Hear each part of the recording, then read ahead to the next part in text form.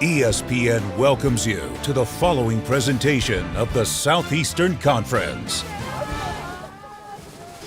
Welcome to ESPN College Football presented by Geico. One last road test in the regular season for the #1 team in America. Alabama taking on Arkansas. The coach looking for a national championship. The quarterback looking for a Heisman Trophy.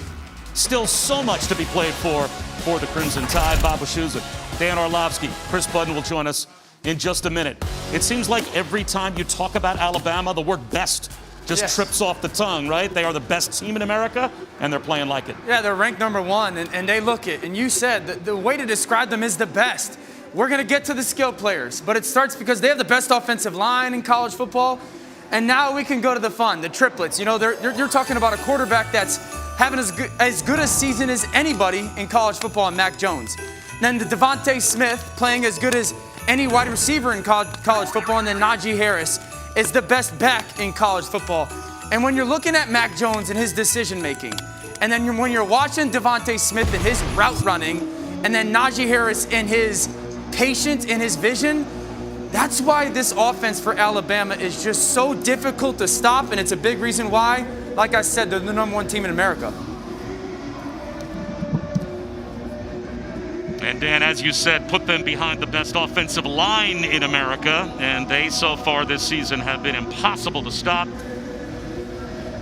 97 consecutive wins against unranked opponents for the Crimson Tide, and that is already an all-time college football record. The previous record was 72 for Miami back from 1984 through 2000. So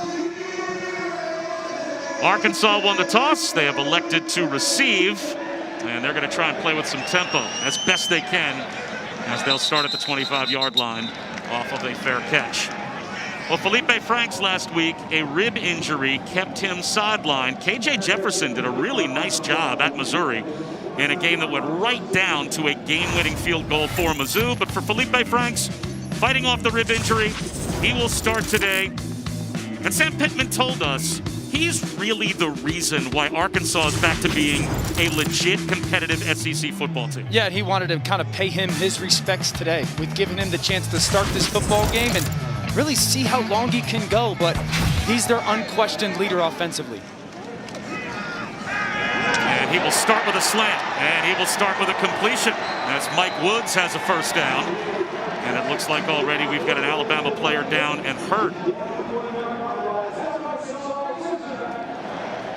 Christian Harris, one of 16 semifinalists for the Butkus Award, holding that left shoulder.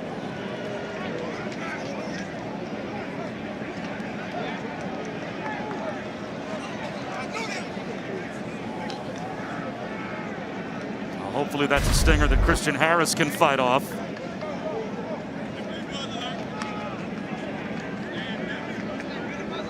Looked like that contact right there is rolling on the tackle. Mike Woods landed on that shoulder of Harris. So 6 seconds in, 16 yards for Arkansas. We're going to see a heavy dose of the run-pass option game out of this offense, something that Nick Saban doesn't love because of the way it stresses the defense and 3-4 yards blocking downfield, but it's a big, big part of their success offensively for Arkansas. Play action for Franks. He was looking downtown and instead now looking for a check down, and he'll run it for a gain of maybe a yard, bumped out by Jalen Moody.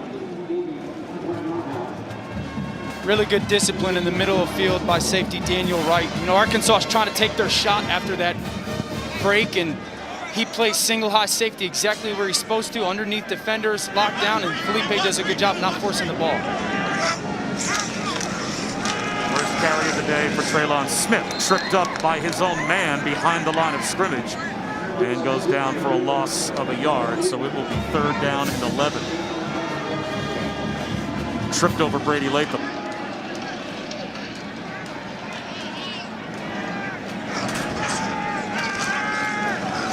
Felipe Franks will go down. The pocket collapses, and he ends up underneath Christian Barmore.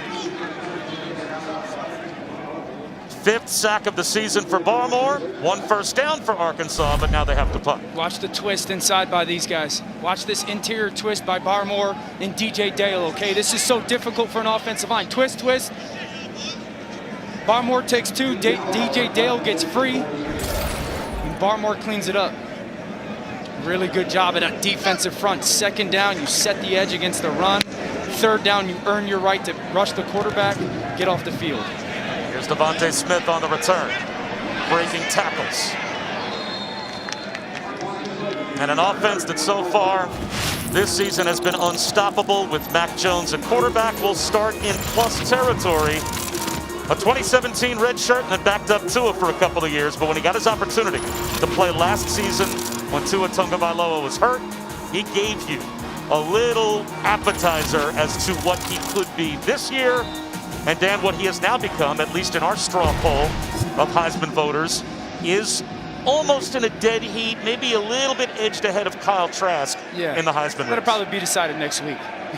I would think so. Probably go a long way towards deciding that trophy. Here's Najee Harris on 1st down. And he is brought down by Isaiah Nichols right at the line of scrimmage, fell forward for 1. This Alabama offense, for me personally, was my favorite to study on tape this year. Why? Just because the way Steve Sarkisian, their offensive coordinator, sees the game. He understands how important space is, pre-snap motion, at the snap motion, kind of getting the numbers advantage. It's very similar to a lot of NFL-style offenses, and I love watching it. Jones off play action. There's the check down to Harris, but he could not quite climb the ladder and pull in a pass from Mac Jones that had a little too much air under it, so it will be 3rd down and 9. That's the right play for Mac Jones today. Arkansas is oftentimes going to drop 8 guys into coverage, do everything they can to keep the ball in front of them. He's going to have to play patient, disciplined football. Checkdowns have to be his friend. It's a good job there. You just got to bring that ball down to your tailback. Devontae Smith to the top of your screen. Mac Jones looking that direction. Instead, it's underneath right at the 1st down line to gain to Slade Bolden.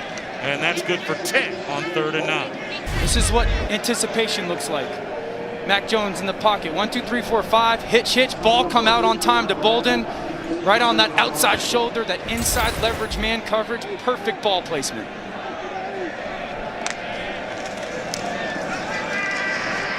Harris for about 3 yards. Now it's funny when you look even as the play-by-play guy at Alabama statistically, it looks like an NFL stat sheet as well. It looks like the Tennessee Titans. Yes. Right? You've got, and a former Alabama guy, the #1 bell cow running back, kind of a clear-cut #1 wide receiver, clear-cut #2 wide receiver, productive tight ends. Heavy play action pass. And a prototypical pocket passing quarterback and just tremendous offensive efficiency. And here is Najee Harris. 2 yards shy of a 1st down. And already Najee Harris, with just a few yards, has moved into spot #3 all time in Alabama history in yards rushing. I think the thing that has stood out is his patience and his vision this year as a runner. That time he's met. And Nick Saban will have a 4th down decision to make. It'll be 4th down and 2. Well inside field goal range for the field goal kicker that Nick Saban described as the best in America in Will Reichard.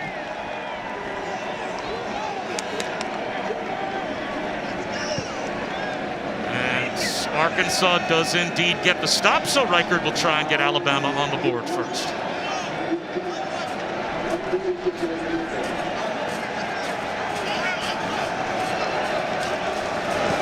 46. Perfect. Arkansas gets a stop. Alabama settles for 3.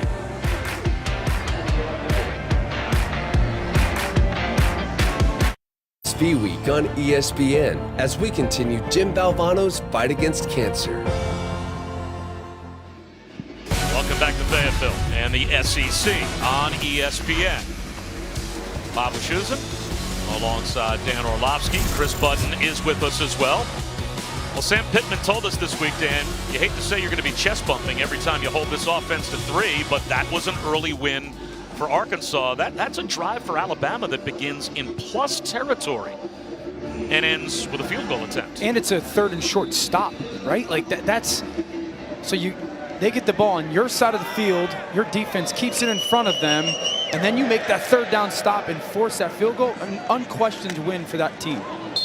And a fair catch is made by Dominique Johnson. That'll bring it out to the 25-yard line. And Chris, how about an Alabama injury update? Yeah, we saw Christian Harris leave the field nursing a shoulder injury, spent some time in the medical tent, and then ran into the locker room. He is being evaluated further. The Alabama medical staff tells me that he is questionable to return today. So that's the Butkus semifinalist, questionable to return to this game.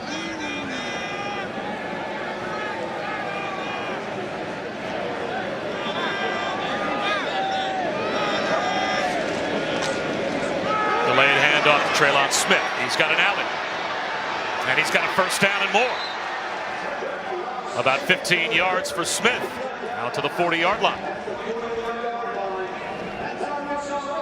It's always a great play. It's a sprint draw play. You run one side to the other, you get the defense to flow, and the draw right back against the grain. And they play with tempo, and Felipe Franks flipping one to the sideline, but it floats out of bounds, out of the reach of Mike Woods. You know, playing with tempo, a little bit of a pick your poison against this Alabama defense. Well, for sure, because if you're not scoring points, or if their offense is being efficient and Alabama's offense is scoring points, well, you don't want to continue to hang your defense out to dry. And so it's important for them to play with tempo, be efficient, and get completions like we just saw from Franks to Burks. Traylon Burks wearing the number 10 of Davion Warren, who tore his ACL. So normally he wears 16, but wearing 10 in honor of his teammate today. And here's Felipe Franks off play action, flushed out of the pocket. Gets to the sideline, gets about 3. And those are the big plays from Felipe today. You know, when you play with tempo, run the line of scrimmage, then you run that RPO, and it's not there, you cannot hold the football. The offensive line's thinking it got handed off. And you can't try to be something that you're not. Like that 3 or 4 yard run there is huge to keep them on schedule offensively.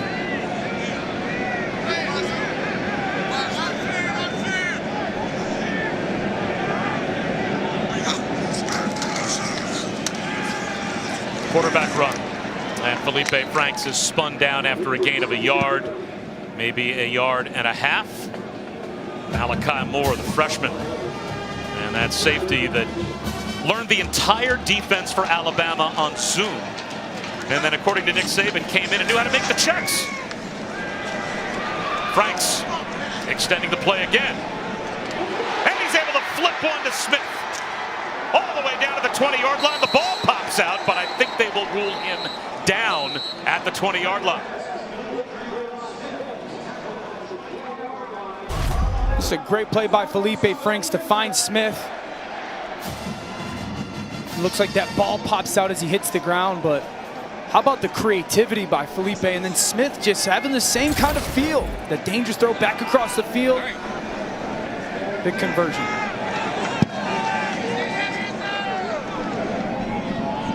They're getting into this stack for a specific reason. Is this a kick it out with a block in front to that receiver, send him in motion for Burks? Traylon Burks motions into the backfield. Instead, it's a cutback run for T.J. Hammonds. So Arkansas trying to convert in the red zone. And we get word from Chris Budden that Christian Harris has now been ruled out for the rest of today's game. Obviously, the evaluation in the locker room didn't go well. Hammonds in motion. Play action. Felipe Franks looking back, and Traylon Burks got tripped up. A flag down on the play. Franks directing traffic, tried to squeeze one into a tight window to Trey Knox. We'll have to check the penalty marker. I think they're going to get Will Anderson for Alabama holding or some form as Smith tried to leak out the backfield.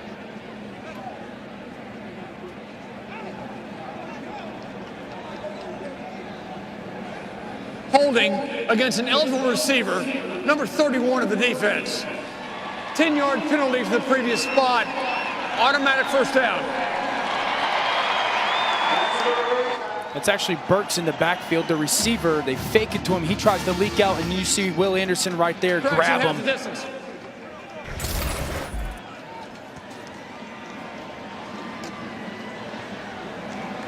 So it's a half the distance penalty that moves it down just inside the 8-yard line. And it is a goal to go now for Arkansas. See the aggressive mindset of Kendall Briles, the play caller for Arkansas. Second shot play they went to. Traylon Burks fell as he went in motion. And now we've got a flag start. down. Offense number 78. 5-yard penalty. Remains first down. That's Dalton Wagner, the right tackle. Watch the right tackle move right here. Please put 8:22 on the game clock. 8:22. It certainly bears mentioning that no Noah Gatlin at right tackle today for Arkansas. They're missing Ricky Stromberg, their center. So Sam Pittman's got a starting offensive line. Down 2 starters against as good a defense as he's seen this year. And he said they just got to play as hard as they can and as smart as they can today. Franks out in the flat. Burks makes the catch. Stiff arms him in inside the 10-yard line, back to about where they were before. So it will be second down and goal from the 8. It's a great effort by Burks and by Trey Knox at that lead block.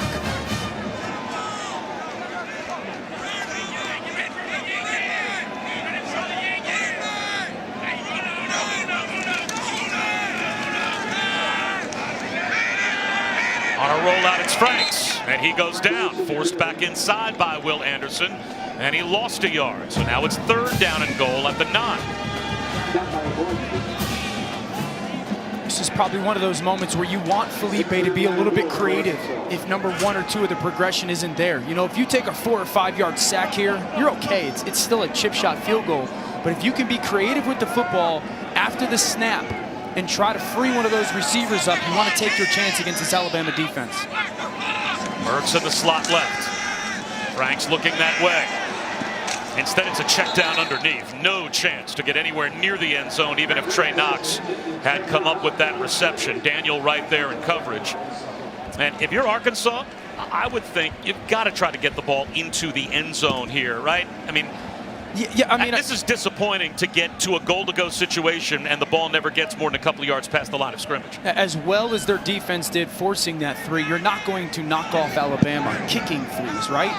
At the end of the day, when they play coverage, you also don't want to be careless with the football and reckless with it. So that's the right decision, and now they got the chance to even the game. It's Matthew Phillips. His first attempt of the season goes through in place of A.J. Reed, and we are tied at 3 early.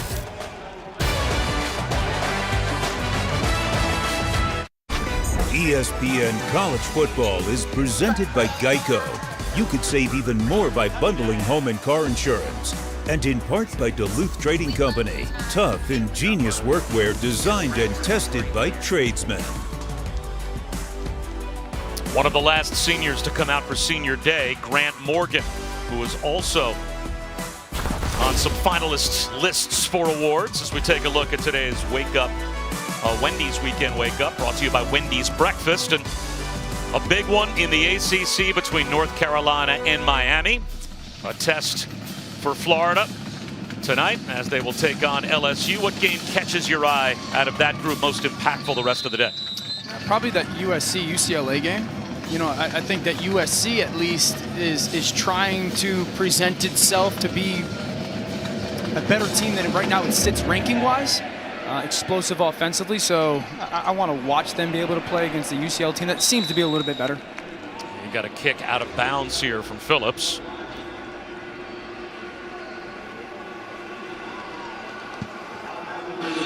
Kick out of bounds. Receivers will take the ball at the 35-yard line. First down. So good field position for Alabama, and our first opportunity to say hi to Dan's bestie, Matt Berry. Happy College Football Saturday, gentlemen. Time now for the Rocket Mortgage Studio update. Early defense out of Georgia. Eric Stokes, the interception. And on the ensuing possession, Dogs take advantage after the nice return. Kenny McIntosh would punch it in after the Georgia turnover. They just added another touchdown. It is 14-0 Dogs. Orlovsky, your mask was adorable. I agree. He's feeling himself today. Arizona State scored a couple points last night. Mac Jones, there's the check down that you said would be there all day against a defense that wants to keep things in front of them. Miller Forrestal picks up 6. Think about how challenging that is mentally for Mac Jones today, right? This offense has been explosive all season. They're launching the ball all over the field, big shots downfield. And Arkansas is going to do everything they can to not allow that. So you kind of have to recalibrate your mind thinking, all right, if it's not there, my job is to get the ball out of my hands for those completions. Slip on the cutback by Harris. So it brings up 3rd down and about 4.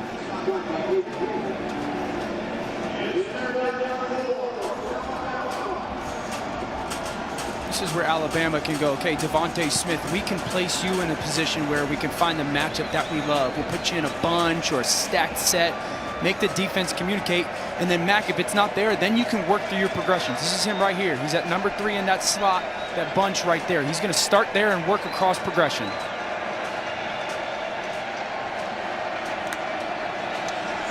Here comes a 5-man rush. The blitz is picked up. That turns into an easy 1st down pitch and catch for Devontae Smith.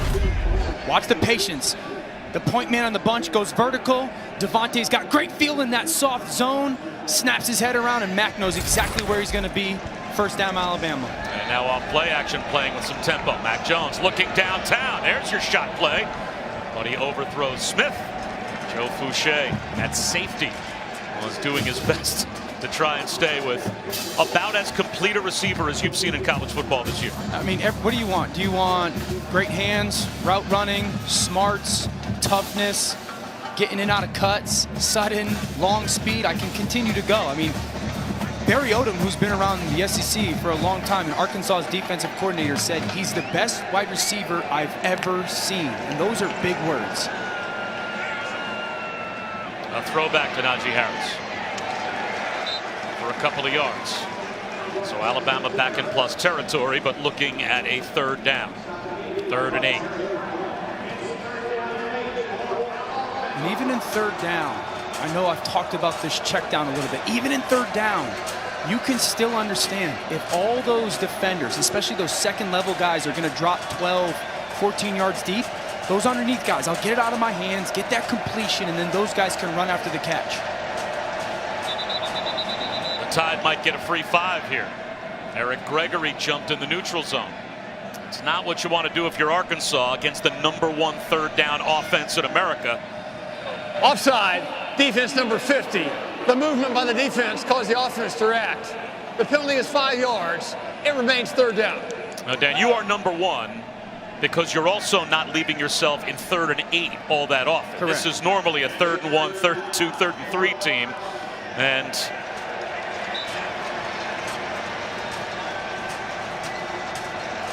they've got 3rd down and 3 here. He could bring his tight end in. There was a corner out there. He knows it's zone coverage. A slip and a fall again. Having a tough time with the turf. As once again Harris loses his footing and it becomes 4th down. Just doesn't seem like he can keep his feet underneath him when he wants to cut. Yeah, I mean, it may be something where you're trying to get longer cleats in there. You know, longer cleats to get a better grip. And they're going to go for it on 4th down. He's really trying to find space. You got space at the bottom of the screen in the slot and then space at the top with your tight end. Trying to figure out where that space is to attack it. Only a 3-man rush.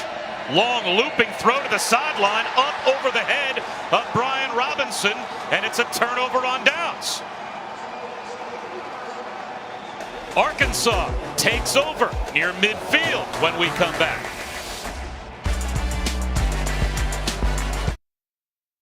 Something to believe.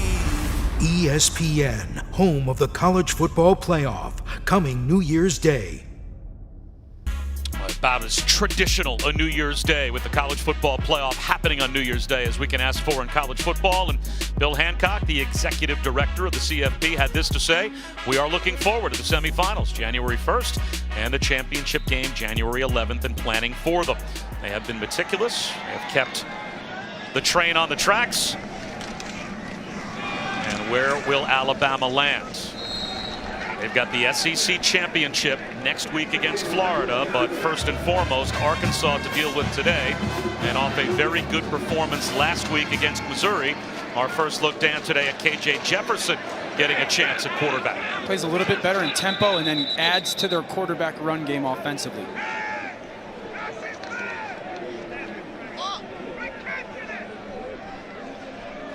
False start. Offense number 66. 5-yard penalty. Second down. When you watched KJ Jefferson's performance last week against Mizzou, he put up the most yards through the air by a freshman quarterback for Arkansas since Nathan Dick against Mississippi State back in 2008. So it was an excellent performance. They'll hand one off here, and Smith will barrel forward for about 5, maybe 6 yards. What impressed you the most, though, when you watched last week's game? I thought he played with confidence. He had really good eyes. He listened to his feet in the pocket when his feet told him, hey, you got to go. He got out of there, and then he threw the ball, really in the middle of the field really well. Another false start.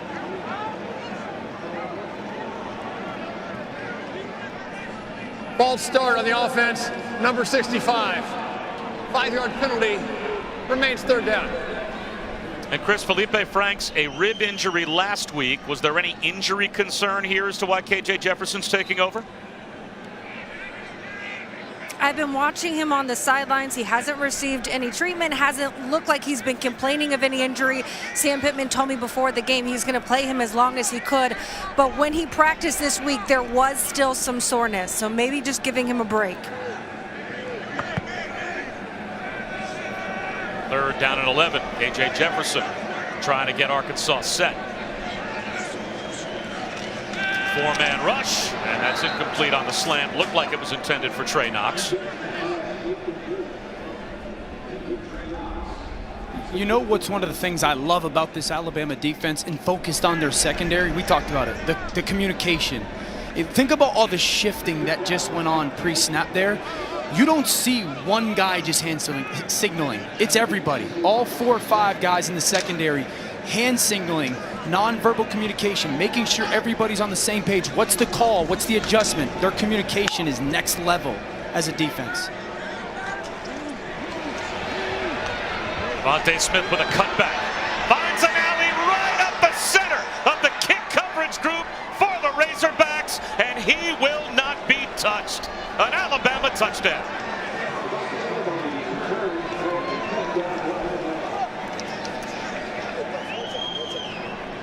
Our offense is struggling, no problem. Devontae Smith takes care of it on special teams.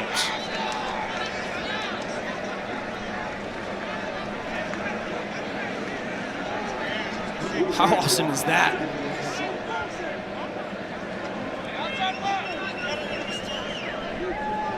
Just a special player. Get the ball in his hands, make big plays with it, and all he needs is a little bit of a crease, whether it's as a returner or a receiver. Alabama with the 7-point lead. Okay, look at all these bodies, okay? Look at all the Arkansas bodies that are going to be really on, what, 1/3 of the field? Now play it and be ready for the freeze. Now freeze it there. Look at, again, all those bodies.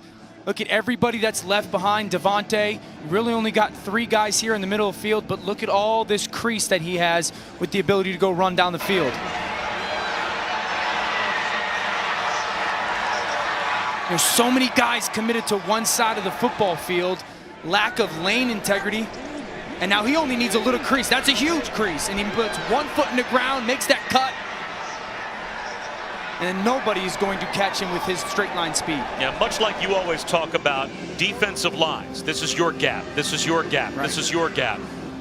In kick coverage there have to be a couple of players that are responsible for the lane up the middle of the field, and no one was in it. And that one just looked like there was like 2 clusters. There was a cluster of 5, and there was a cluster of 3 or 4. And so then most of your coverage unit is really relegated to 2 areas. And with any punt return unit, that's bad news. With one of the best players in the country and Devontae Smith, you're asking for that to happen. Now, credit Alabama makes a couple blocks, but You got to have that lane integrity, that responsibility in your coverage unit. Another fair catch is made by Dominique Johnson, and another check-in with Matt Barrett. Guys, we had some football weather in the Pac-12 early on. You had some brunch, kegs, and eggs for breakfast, and you had Utah and Colorado. Jake Bentley to Solomon Ennis for the touchdown. Colorado undefeated, coming in 7-0, and Connor Bazelak just gets in from Missouri, down 14-0, now 14-7. Gentlemen, if you had one vote for an Alabama Heisman candidate, you giving it to Mac Jones or Devontae Smith? It's a great question. I would give it to Devontae Smith, but I understand in a quarterback world why most would probably give it to Mac Jones. I would probably give it to Devontae Smith as well. As much as I think of Mac Jones and how great his season has been, I think we underappreciate the people around quarterbacks way too much in football nowadays. I think Sam Pittman was the one that said he would give it to Alabama's offensive line. Like one trophy, chop it up 5 ways, and give it to those 5 guys. Felipe Franks back in at quarterback, 2nd down and 8. And the pocket collapses, and down he goes. So it will be 3rd down and long as Phil Mathis gets in with the sack. Here's the thing. Okay, you drop back to pass. No one's open today. You got to go right now. There's no hanging around in the pocket. You go get 3 or 4 yards. It may not be a splash run, but 3rd and 7 is a lot easier than 3rd and 12. Here comes a blitz on 3rd and 12, and it'll be another sack.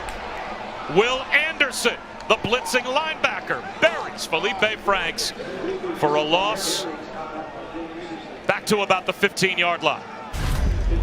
Anderson on the line of scrimmage outside. He's going to go those guys down. He's going to loop around inside. Anderson sets it. Now go. Run through that tailback that's got to pass off everything with that rush inside. And then Will Anderson has become such a weapon for them in their blitz package, coming off the edges and part of their games and stunts up front. So Reed Bauer from inside the 5-yard line is going to try to keep it away from Devontae Smith, and it'll hop right into his arms. And again, great field position for Alabama, Chris Budden. So Mac Jones doesn't just have football team goals, he has personal goals each day. He calls it his prize fighter day. A nutrition goal, hydration, mental, physical, kindness goals. If he gets that and he does it 5 days in a row and he completes all 5 of those, he knows he's ready for football Saturday. And this all goes into his love for Conor McGregor. We asked him, what is on the front of your lock screen on your phone? It's a picture of Conor McGregor holding up 2 belts. He said, I love his confidence and his cockiness. And his teammates say he's a little of the same. He's one of the biggest trash talkers on the team. Well, it helps when you can toss it to Najee Harris with the stiff arm. Najee Harris with a 1st down and then some. He's got 17. It's interesting when you talk to Nick Saban or Steve Sarkisian, their offensive coordinator, about Mac Jones. They say, what do you like? You ask, what do you like about him the most? And they say he's incredibly competitive. And they remember him running the scout team, and he would get so angry at missing a throw or throwing an interception that they knew, like, okay, this guy's got something to him, at least competitively, that is going to allow him to become, or at least the chance to become, the player that we thought in recruiting. He's #1 in America in completion percentage and climbing the Alabama charts as well. #3 this year in the country in passing yards and passing touchdowns as well. And that's why basically in a nose-by-nose race with Kyle Trask for the Heisman. And that will take us down to the end of the 1st quarter. So Alabama with a special teams touchdown courtesy of Devontae Smith. That gives them a 7-point lead on the road at Arkansas, a week away from the SEC title game and a clash with the Gators.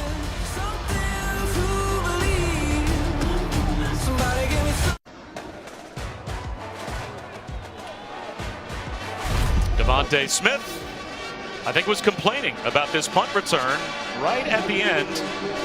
A little ankle turn there by backup tight end Nathan Bax. And I think Devontae Smith thought that that was intentional and had something to say to the officials after the play was over. I've seen a lot of football in my life. I'm not going to accuse, but it certainly looks like there's some intent behind that twist and roll in layup. Najee Harris about 2.5 yards shy of the first down, so it makes it 3rd down and a long 2, close to 3 to start off the second quarter. But Devontae Smith was able to shake off the ankle roll and got a little tape job maybe done. And spat it up during the timeout. 3rd down and 2. I think Alabama can run the football here. Those safeties are high for Arkansas. Harris looking for a cutback lane, and he lowers his shoulders and gets the first down. Another check-in with Matt. All right, guys, I have our AT&T countdown to the CFP update. Remember, Northwestern in the Big Ten Championship, no matter what. They're playing today against Illinois. Touchdown to Charlie Mandieri. Remember, Ohio State not playing, but Northwestern gets a tune-up before next week's game. Fighting my Greenbergs out to their early lead. I'm excited to watch that Northwestern team play against Ohio State. Obviously an enormous game for Ohio State in the college football playoff situation. Mac Jones on play action. Over the middle, wide open Forrestal. Down inside the 6, close to the 5-yard line. It'll be 1st and goal. Just watch the patience by Forrestal. Right side of the screen, 87. Block, block, block. Then Najee, you carry it out, clear it out, and then you just replace those dropping defenders. And that's the exact example. Mac, take your shot. If it's not there, if Najee's covered up, we got someone coming underneath Forrestal, patient in that zone.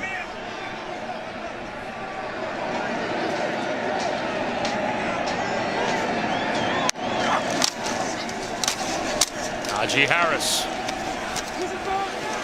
He's tough to stand up, but Arkansas able to get him stopped inside the 5-yard line. Ladarius Bishop joined by Jalen Catalon. Down here, Arkansas has got to ask themselves, okay, do we feel okay playing man coverage? You know, do we have someone we feel good enough playing man coverage on Devontae Smith? Because then you could commit more numbers to stopping that run. And if you don't, I don't think they do, that's when you got to play with some numbers on the back end and you become susceptible to the run game. You see down here, you got 2 people down here covering Devontae. That's less numbers towards the run. Ryan Robinson tries to take advantage, breaks a tackle and gets to the 1. It will be 3rd down and goal. Now, is that something that Mac Jones is calling? Does he look out and see, my number 1 receiver clearly has numbers committed to him, I'm handing the ball off? Or you can work a progression the other side for sure in the pass game. But yeah, if you see that 2 defenders over there, that safety high, you're going, okay, that's 1 less towards the run. We should be good in our run game here. Now they load up with the extra tight ends. And the handoff to Harris. Easily done. His 21st rushing touchdown of the season. And the Tide extend their lead.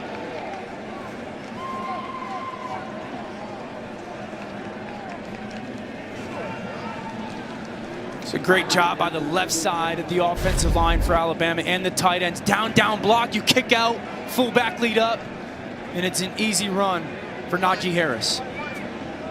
But that's set up by some 3rd down conversions, though. You know, like Arkansas made them work for those points at least, converting some 3rd downs, making some runs, and then the physicality up front pays off. Ties Trent Richardson at 21 touchdowns rushing, 2nd most in a single season in Alabama history. ESPN College Football, presented by Geico, is brought to you by Popeye's Chicken Sandwich and Meineke, doing car care right. Well, our condolences to the family of Ray Perkins. Alabama lost one of their own this week, a wide receiver back in the 60s, played for Bear Bryant, and then left the Giants to replace Bear Bryant. Cleared the way for Bill Parcells to take over the Giants in New York. Eventually, Ray Perkins would make his way back to the NFL, briefly to coach the Bucs as well. But the news coming this week that he passed away. Let's take a look at today's More Driven Moment, brought to you by Goodyear. Well, it starts with Barmore and DJ Dale. That twist inside. Now win off leverage. Barmore gets leverage, and he finishes. But then it's a blitz package where you get all these stunts. Watch 31 up top.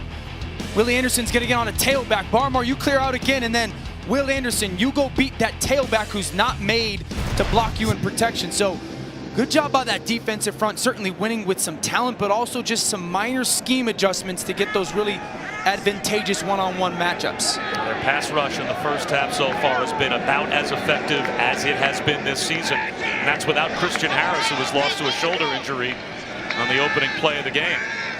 Play action for Franks, under pressure. The ball knocked out of his hands. It's loose, and it is scooped up by the Crimson Tide. Chris Allen gets the strip sack of Felipe Franks, and DJ Dale has the fumble recovery.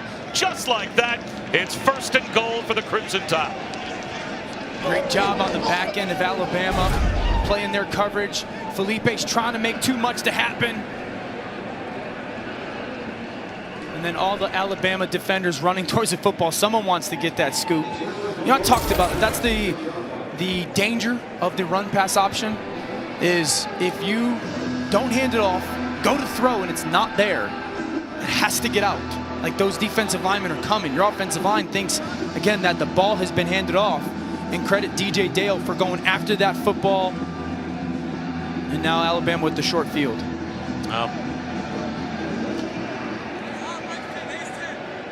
Looks like Darian Dalcourt takes over at center for Alabama. Landon Dickerson getting his wrist wrapped on the sideline. 1st and goal at the 5. Here's Harris. Blasts up the middle at the goal line. Is he in? Yes. That is an Alabama touchdown. 2nd rushing touchdown in as many snaps for Najee Harris.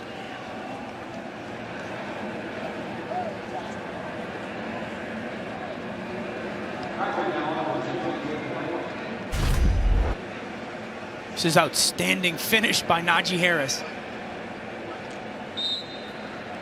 Catalan with a great hit coming up.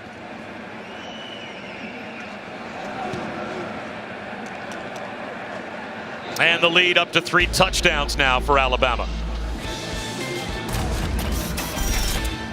So, Dan, you get the shortest of short fields, and you punch it in with maybe the #1 run back in America right now. Outstanding finish by 22. I talked about this Alabama secondary communication. It takes everybody. Arkansas starts in a 3-by-1 set, and they're going to motion. Watch these 3 defenders. Battle, Wright, and Jobe, okay? Watch the communication. The nonverbal, look at the hands, okay? We're all talking the same language. We're all on the same page. Here comes the RPO. Slot defender, you're a man. Corner safety, you play 2-on-1 on that receiver, and that allows Chris Allen to become essentially unblocked and go get the quarterback. It's the communication on the back end that allows them to play at the same level, the same defense, and there's no blown assignments because of it. A couple of touchdowns for Harris, sandwiched around the strip sack and fumble recovery by the Alabama defense. How rare is that level of communication in a secondary in college football? Incredibly rare. We see it every week where these big plays are given up because of that lack of communication. One guy does it, 2 guys don't, and then the big plays happen. The little things stand out for that secondary when it comes to that communication. Nathan Perotti close to the 25-yard line on the return. Let's check in with Matt Barrett. Speaking of little things in the secondary, how about a cover 2 go route for Colorado? Sam Norrie to Maurice Bell. Can't do anything about it when he threw it that perfectly. Colorado still playing for a Pac-12 championship, tied at 7.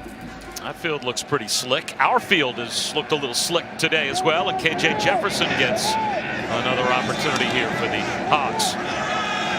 Zone read trying to turn the corner is TJ Hammonds. He's got nowhere to go. Lost at least 3 yards. As the Tide were ready and waiting, Jordan Battle holds the edge and brings him down. Yeah, you said it holds the edge. Like, how composed was Battle there? Just, okay, I'm staying outside leverage, nowhere to go. Make that tackle.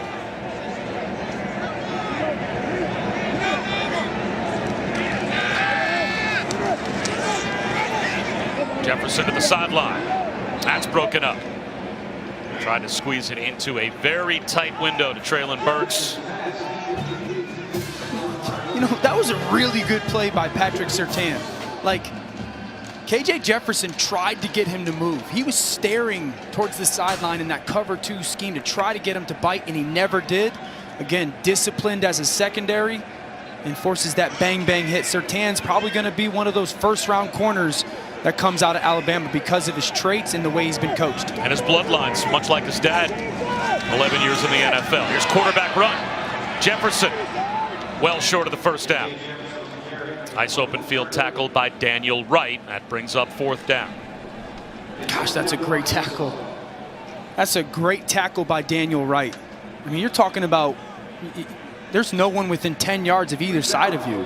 And just the way he breaks down on KJ Jefferson and kind of squares him up and forces him to make a decision and then closes on him. Devontae Smith has already brought one back. The 80th non-offensive touchdown under Nick Saban for Alabama in a decade and a half.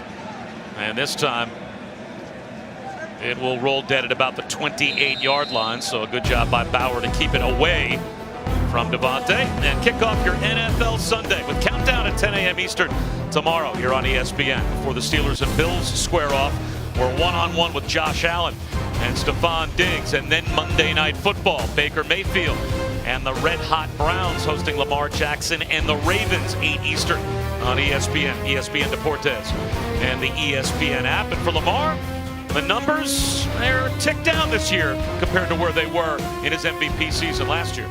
It started with their offseason. Marshall Yonda, their Hall of Fame guard, retired. That hurt them. And then they went from a 3 tight end package to a 2 tight end package, and it just took some of their diversity away. Mac Jones right up the seam. Squeezes one into John Mechie. Right to midfield, an Alabama first down.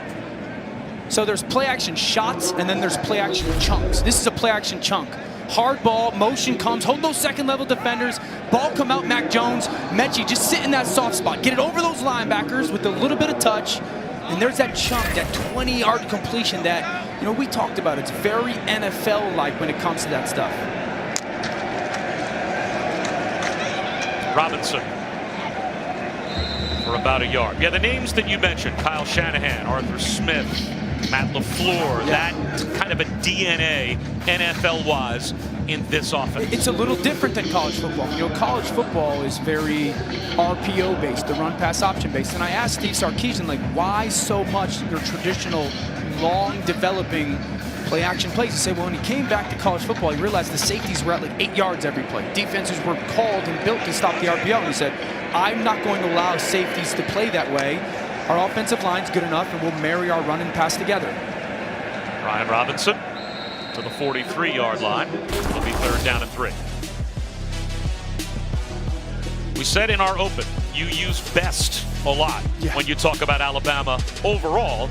And they are number 1 in FBS in yards per play, the best 3rd down team in America, and at over 49 points per game. You wonder how the Gators are ever going to slow this offense down to stay in the game next week, or are they simply going to have to go in the game saying we have to score 50 to win? Yeah, I think they're going to have to first start with the question, can we handle the physicality of their offensive line? And I don't know if they can answer that as a yes. One-handed catch for a first down by Brian Robinson. Bumper Pool knocked him out, but that was just good enough to move the sticks. It's a great job by Mac Jones getting the ball out of his hands when he's hot. Catalon comes unblocked with that left side safety blitz, and Robinson, which is that one hand, reach back in a huge conversion for Alabama. Again, 3rd and short conversions. Is that another neutral zone jump for Eric Gregory, or will this be a false start?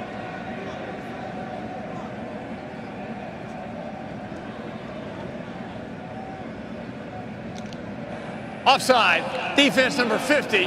The movement by the defense caused the offense to react. The penalty is 5 yards. It remains first down. Here's my thing. Watch the clap by Mac Jones and then the hand flash, the violent hand flash. Clap and flash.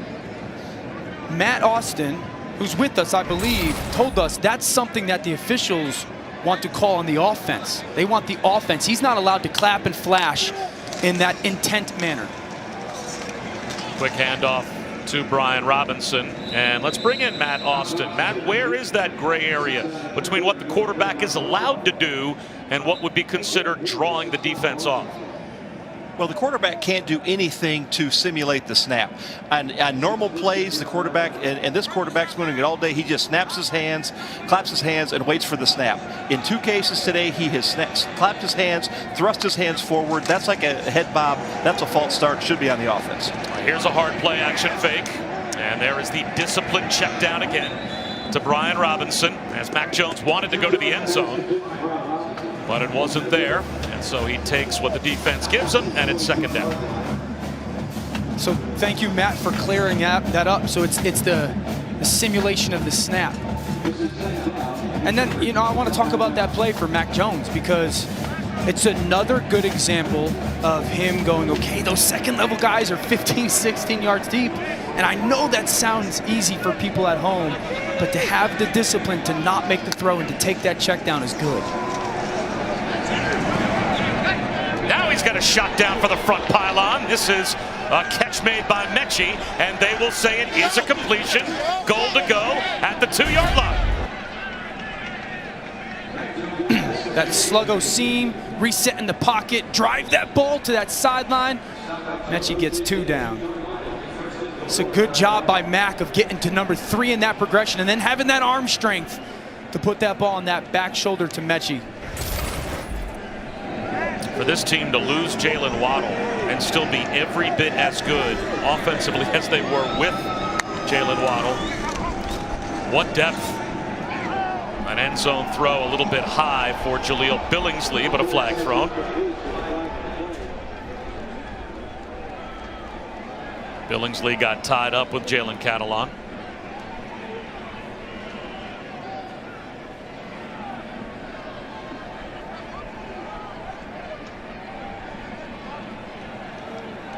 No, that ball's pretty high. Pass interference, defense, number 1. Half the distance to the goal, automatic first down. He's a redshirt freshman, but he is the leader of this Arkansas defense and gets called here. Catalon in the middle of the screen. Watch number 1, right at that S, that first S in Arkansas. A handoff to Robinson. He's got a rushing touchdown. So 2 for Najee Harris, 1 for Brian Robinson, and Alabama has opened up. Extra point pending, a 30-3 lead. Over that big left side of that offensive line again. You pull Ekiyor, and then Robinson with the finish at the goal line.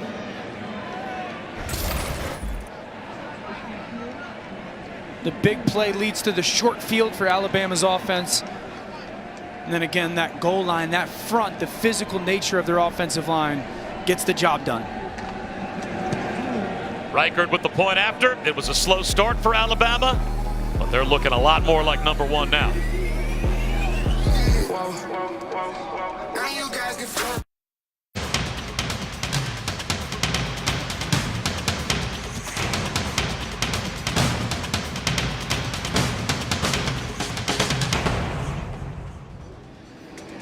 Welcome back to the SEC on ESPN. Bob Wischusen, Dan Orlovsky, and Chris Budden bringing you the number 1 team in America, looking very much like it. Alabama has opened up a 31-3 lead a little past the midway point of the second quarter at Razorback Stadium.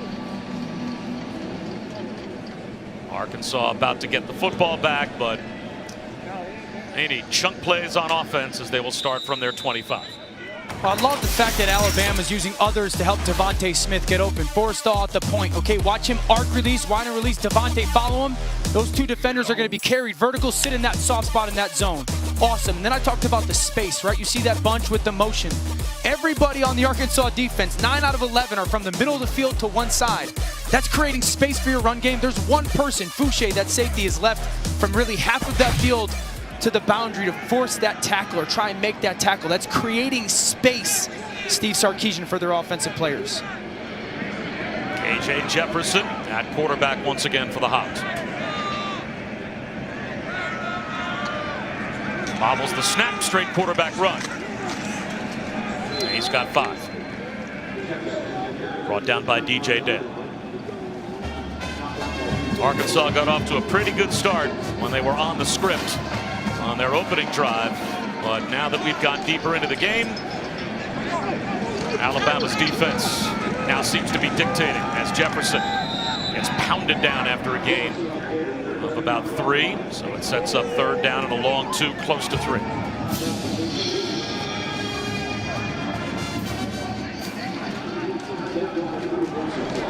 I think the read and react part of this defense is what separates it. Like when they just play and don't think and just go to the football and trust their instincts, that's when they're at their absolute best. And I think that's what they've done differently over the last 6 weeks. There's a stop right at the line of scrimmage on Traylon Smith as they tried to run for it on 3rd down and short. Nowhere to go. Christian Barmore gets the tackle.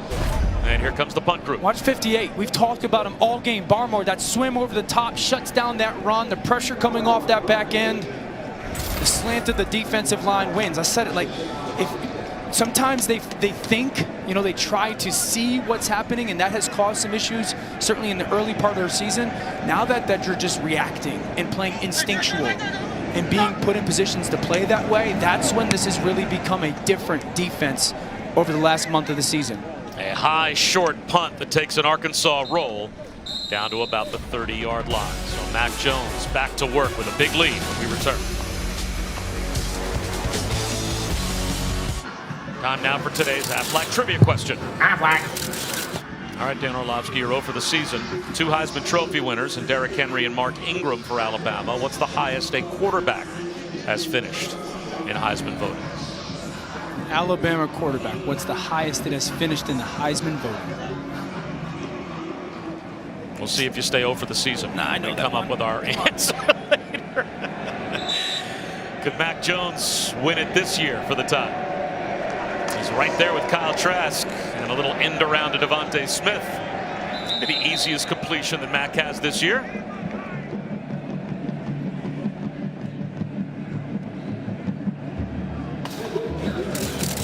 Let's answer it. Aflac. Our Aflac trivia question. What is your answer? The highest I'm going to say quarterback 3. has finished? Okay, let's see. Let's see if you're right. After this run by Najee Harris. It's brought down by Catalan and Bumper Pool. About 2 yards shy of the first down. Twice Tua and A.J. McCarron came in second. So again, you stay 0 for the season. I thought it was like a trick question. I thought, nice try. I thought Tua at 2 was like the obvious answer. And it was. Yeah.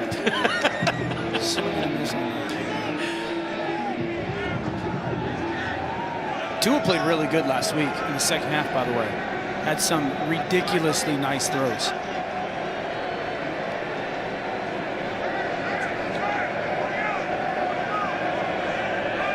Play clock down to 5. 3rd down and 2. Harris patiently allows the blocking to form up on 3rd and short and finds a cutback lane for a 4-yard pickup and the first down. Well, here is right now where our ESPN.com Heisman Watch puts the race. Trevor Lawrence and Devontae Smith, they are in the rearview mirror, at least according to our straw poll. It's Mac Jones and Kyle Trask. It should come down to the SEC championship game, you would think. Yeah, I mean, whatever team wins and quarterback plays well is probably going to be the winner. You know, if Alabama wins and Mac just plays okay and Kyle Trask plays out of his mind, you know, that could become, you know, where it becomes a dicier situation. But if Alabama wins that game, which I think they will, and Mac Jones plays good football to really good football in that game, Mac Jones, I think, will win the Heisman Trophy. He only has 111 yards passing today. Yeah. Now, not that this is anything that Nick Saban is going to be worried about. Correct. But does he need some stats padded in this game just to keep the statistical columns even with Kyle Trask if Trask goes out and has a big one? Yeah, because he's what, like 8 touchdown passes behind Trask now and playing an LSU team that's beat up. Like, you could make that argument, but I don't think Trask is going to be 15-plus touchdowns ahead of Mac Jones before next week. And again, I think that because of the scene of next week and winning the SEC championship, if you play well in it, I think that would be hard to not give it to Mac Jones. And it's a playoff game, right? You know, so it is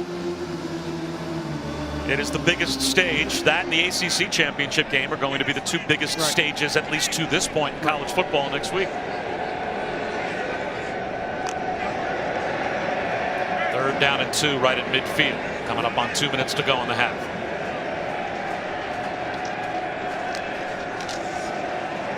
Robinson, straight ahead run, easily picks up the first down.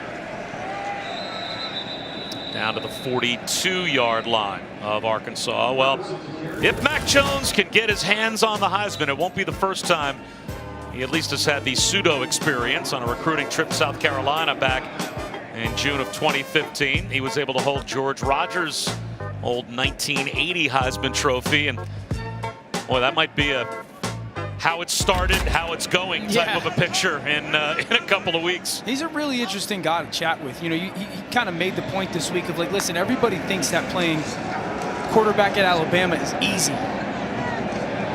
Fires a strike, and it's in and out of the hands of Mechie.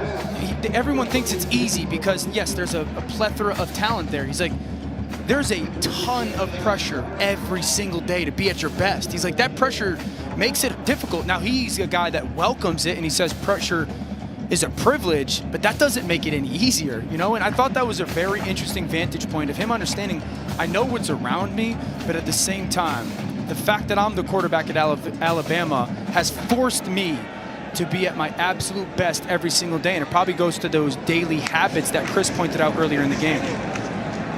Swing pass to Mechie. Let's check in with Matt Barry.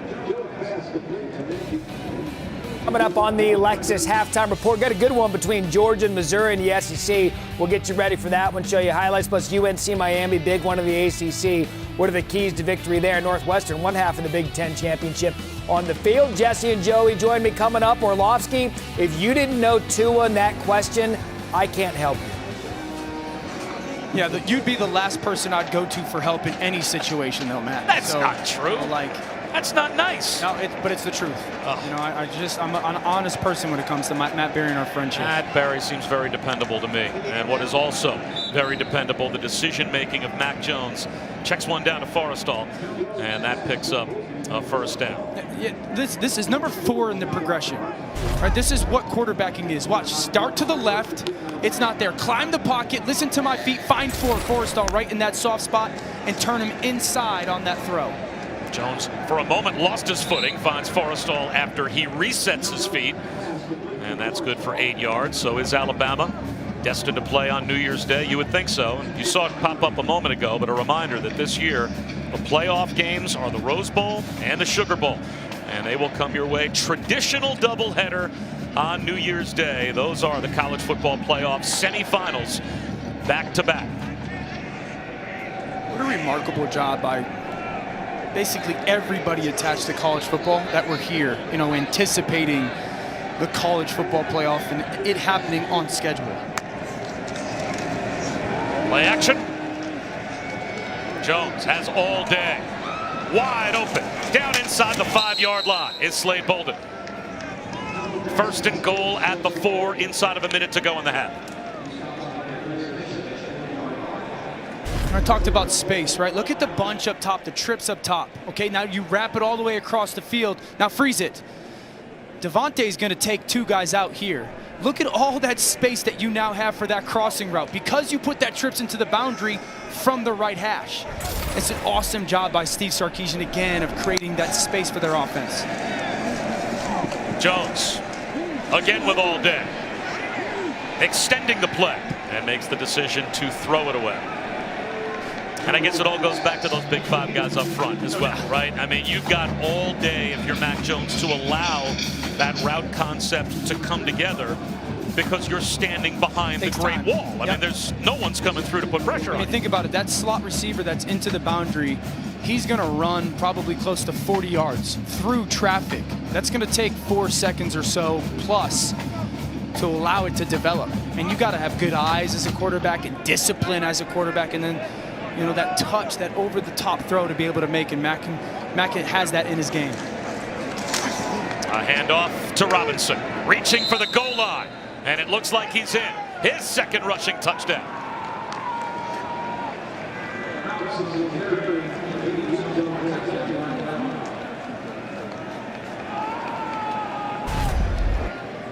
Watch Billingsley, 19 lead block, wrap around underneath, the push by the offensive line, and then Robinson with that right arm reach before Mason comes in and makes that hit. Kind of saw a little bit of everything on that drive. Run game, play action chunk, quarterback holding on to the ball and throwing it to areas on the field that are uncovered, and then again the opportunity or the ability to finish at the line. Alabama's 4th rushing touchdown of the first half. And they are pouring it on. 38-3 with a half minute to play in the second quarter. Next Saturday, we will get you set for that SEC championship matchup between the Gators and the Tide. SEC Nation, hosted by Laura Rutledge. They'll break down that game and all the SEC games next weekend. SEC Nation, presented by Dr. Pepper, 10 a.m. Eastern on the SEC Network and the ESPN app. And also, you should head to ESPN Plus and check out The Inheritance of Archie Manning, narrated. We saw a great feature earlier today on Game Day, and obviously written by Wright Thompson. Just a definitive story of Archie.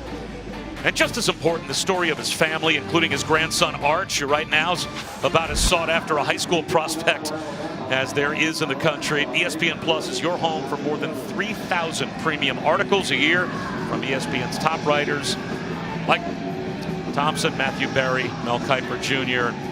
Boy, Wright Thompson, it's as much of a treat to read his article as it is to listen to him narrate the pieces that he writes. I'd go get ESPN Plus to hear Wright Thompson go through my phone log. I don't care what it is, just to hear him talk about something is worth it. It's so rare to have the writer who is able to narrate his own pieces and sound like every bit kind of the central casting narrator that you'd want to read the piece as well. And Wright Thompson's the complete package. I always look forward to his Masters stuff. Like when he talks over Augusta and the Masters stuff, Heisman stuff, like there's nothing better than listening to him talk about that.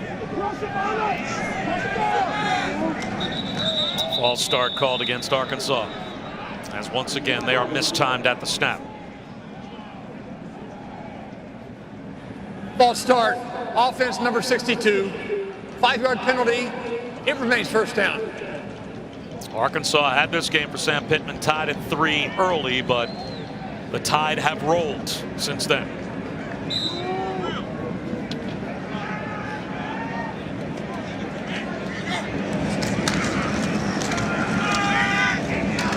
Braylon Smith for about 5 yards, and if Alabama opts not to use a timeout, that may end the half. Let's see if Arkansas gets another snap off. And if they choose to snap it again, down 38-3, and they will let KJ Jefferson give it to Smith one more time. They'll go over the top of the pile, and that should take us to halftime.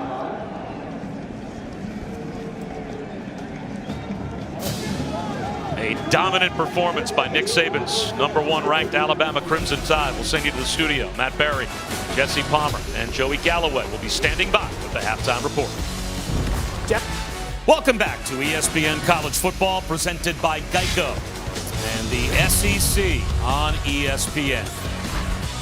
Just about set for the start of the third quarter in Fayetteville. All Alabama 38-3. Bob Wischusen alongside Dan Orlovsky. Chris Budden is with us as well.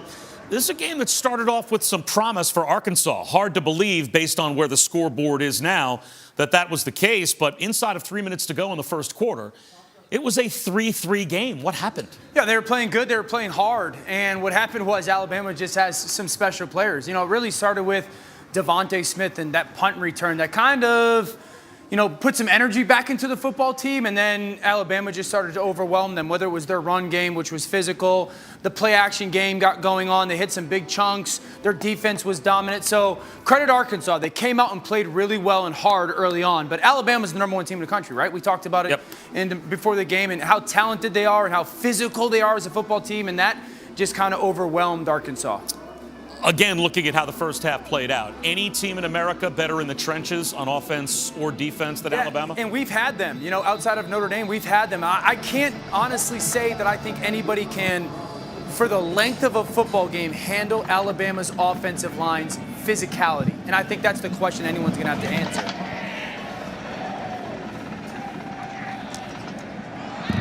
A dropped ball down inside the 5-yard line by Brian Robinson. So it's going to be the long field for the Crimson Tide to start off here in the third quarter. Well, we talked about this Alabama offense, the run and the pass mixed together. Here's this play action pass. High safeties, 3 cloud. Where's the soft spot? In between those hashes. Great eyes by Mac Jones. Hook it up, Mechie. Get over that linebacker. Beautiful chunk. Now, Devontae Smith, you're a great player. You take 2. We're going to put trips into the boundary crosser. Come from one side of the field all the way to the other. Look at all of that area that you've now created that you can throw that ball up over another second-level defender. So their run game is everything, but then also how they marry it and then create that space for some of those chunk plays is outstanding for this offense. And they'll start off the second half with a Robinson carry for 4 yards. And, you know, that graphic to me illustrates how well coached Alabama is. Now, Arkansas, we talked about, their first drive was good. Got off the script. They really struggled after that. Alabama, you're going to come out and script your first, 10 or 15 plays. They struggled on their first couple of drives, and then it only got better after that when they made whatever adjustments were necessary. That's also a reason why identity as an offense is such a big deal. You know, they know who they are. They know that they can be a pound-it football team that can use that play-action pass.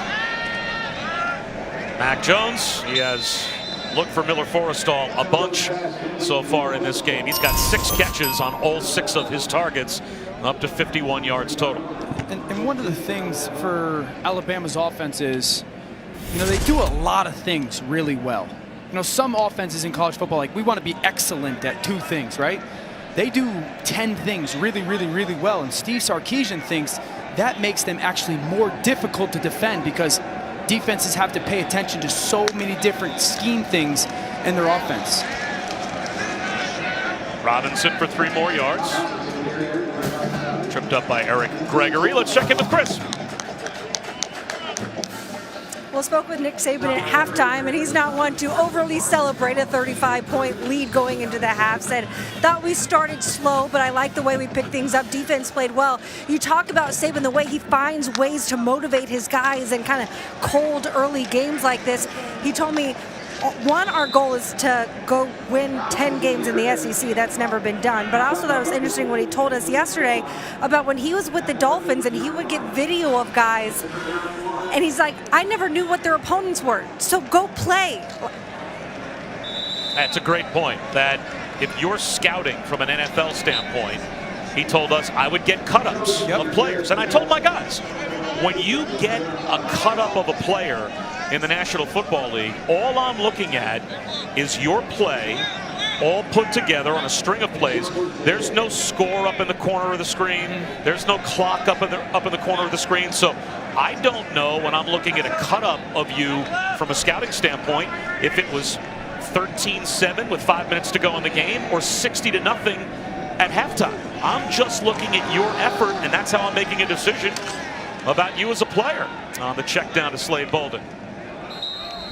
And there are a lot of guys, obviously, every year on Alabama's roster that are thinking their cut-up is going to put them in the National Football League. And, well, he's right there, tied with the greatest. I think the big thing is understanding that your effort should never be tied to your circumstances, right? Like, where the situation of the game is, what the score is, like, he doesn't care. You know, he wants you to play the way, the principles of their program, the principles of how that you have been brought into this program and the things that you've been taught are important. He wants those to reign more than, hey, we're up or down. Freshman Javon Baker on a wide receiver screen, met by Jalen Catalon. And boy, does this redshirt freshman have a big future in front of him. Yeah, Catalon's an All-American. Jalen Catalon can start for any team in the country, I'd say. Any single team he could start. His aggressive play, his instincts, the violence that he plays with. He's a Thorpe semifinalist. I think the last guy to do that was Atwater for Arkansas. So just a remarkable player, and he's got a bright future at Arkansas. Here's Mechie. He lost his footing after he picked up about 3. Well, I thought the story that Sam Pittman told us about Jalen Catalon earlier this season was really emblematic of, as a redshirt freshman, how he's perceived. He said, I get the job, and I'm standing on the sideline with Barry Odom during practice, and I said to him, this kid, like, he's really good. And Barry Odom said, hopefully he comes back. Yeah, he's a freshman. He goes, he's a freshman? Yes. Yeah, he's a freshman. He redshirted last year. This is his first year. He said, I had no idea that he was a freshman. That is how in charge of our secondary he was. And there he is lurking and coming on the blitz. They throw right behind the blitz, and with a crease, it's Mechie. Down inside the 30-yard line to the Arkansas 29. Watch Mechie off the line of scrimmage. Interior blitz. Patient freeze him. Put that left foot in the ground. cross his face, and then run away from defenders. Go laterally when it's man-to-man coverage, away from those defenders. Something I love about these Alabama receivers, they never catch the ball standing still. They're always catching the ball on the move. One, because that's the scheme design, and then two, they're really, really good route runners, and the ball comes out on time. Play action. Jones looking downfield, and once again, it's a check down to Robinson. 6 more yards. Inside the 25, down to the 23-yard line goes Brian Robinson. Just imagine as a defense now, you know, like you're getting this pounded run game, you're stepping up towards that run, and then there's just these creases in your defense.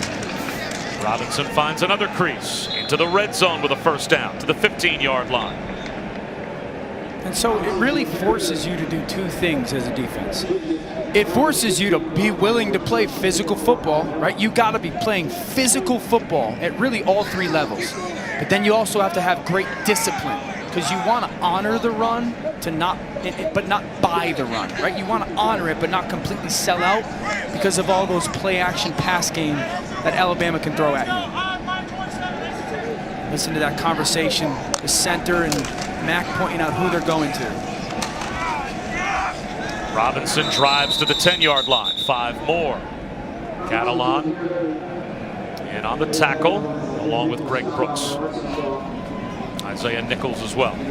One last thing I'll throw out there about Jalen Catalan, because he's in on that tackle again, is when you talk to Sam Pittman and Barry Odom, what they love about him the most is they said every day's game day to him. Like, you go watch him at practice, and he is full speed like it's Saturday at 1 o'clock, and his effort on practice has so impacted their football team.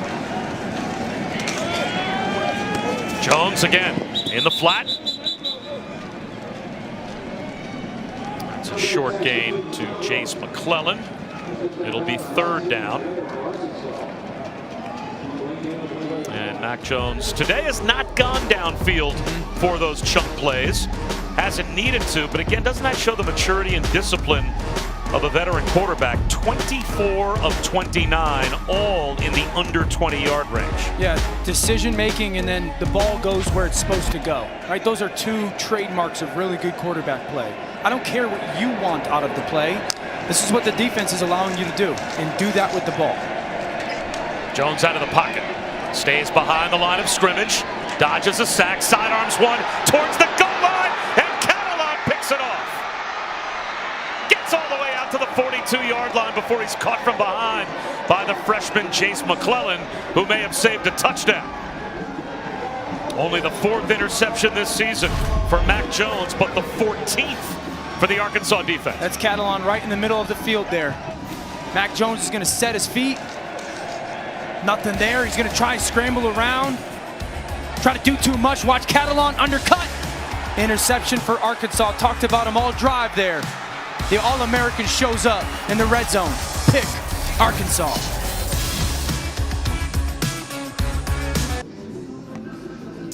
Mac Jones intercepted by Jalen Catalan, but as our friend Lee Corso would say, not so fast, my friend, because the replay booth has initiated a possible targeting right there on Hayden Henry. Mac Jones, he is going down, and he is a defenseless player, although that may not even be the issue with this possible targeting, because Hayden Henry, Dan, it seemed, lowers his head and launches with the crown of the helmet. And if you initiate contact with the crown of the helmet, you don't have to be defenseless if you're Mac Jones. It can still be targeting, and it looks like that may be the case. Yeah, as always, well done by you. I think that's what stands out, right? The leading with the crown of the helmet and the contact to the head are probably going to be what gets called here against Hayden Henry, which is unfortunate because it takes away that awesome interception by Jalen Catalan. After further review, number 27 of the defense made contact with a defenseless player in the head or neck area. By definition, that's a targeting foul. Therefore, number 27 is disqualified for the remainder of the contest. That will also result in a penalty for the previous spot. It will be 1st and 10 at the 4.5-yard line. The ball will be placed on the left hash. So they went with the initial version of targeting, which is forcible contact to the head or neck area of a defenseless player, and Henry did it with the crown of his helmet, so he pretty much checked all the boxes. Now, Grant Morgan, already out of this game. He was the #1 tackler in college football coming into today, the Mike linebacker, but he hurt his knee last week against Missouri. So Hayden Henry, as his backup, was playing in place of Grant Morgan. So now Arkansas is down 2 of their top linebackers. So it will be Bumper Poole and a combination of Deion Edwards and Andrew Parker for the rest of the day, and that also gives the ball back to Alabama inside the 5-yard line. To be honest, I just feel bad for Hayden Henry, senior, right? Like senior, last home game more than likely. The Henry family that has a rich tradition here at Arkansas, so a little bit unfortunate that happens to the senior, but it's the right call.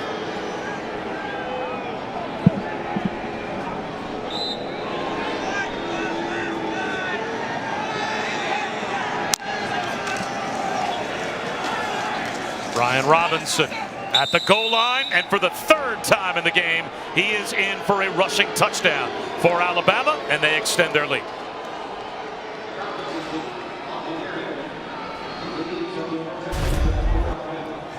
Again, just watch the push by this offensive line. Deontay Brown pulling, Billingsley leading up, Ekiyor finishing at that goal line again, and then Robinson. You know, when they want to get some yards, that tough yardage, they pull people. They pull those 2 guards, Deontay Brown or Ekiyor, and it's a tough offensive line to handle. Reichard right down the middle, 45-3. The Tide very much rolling.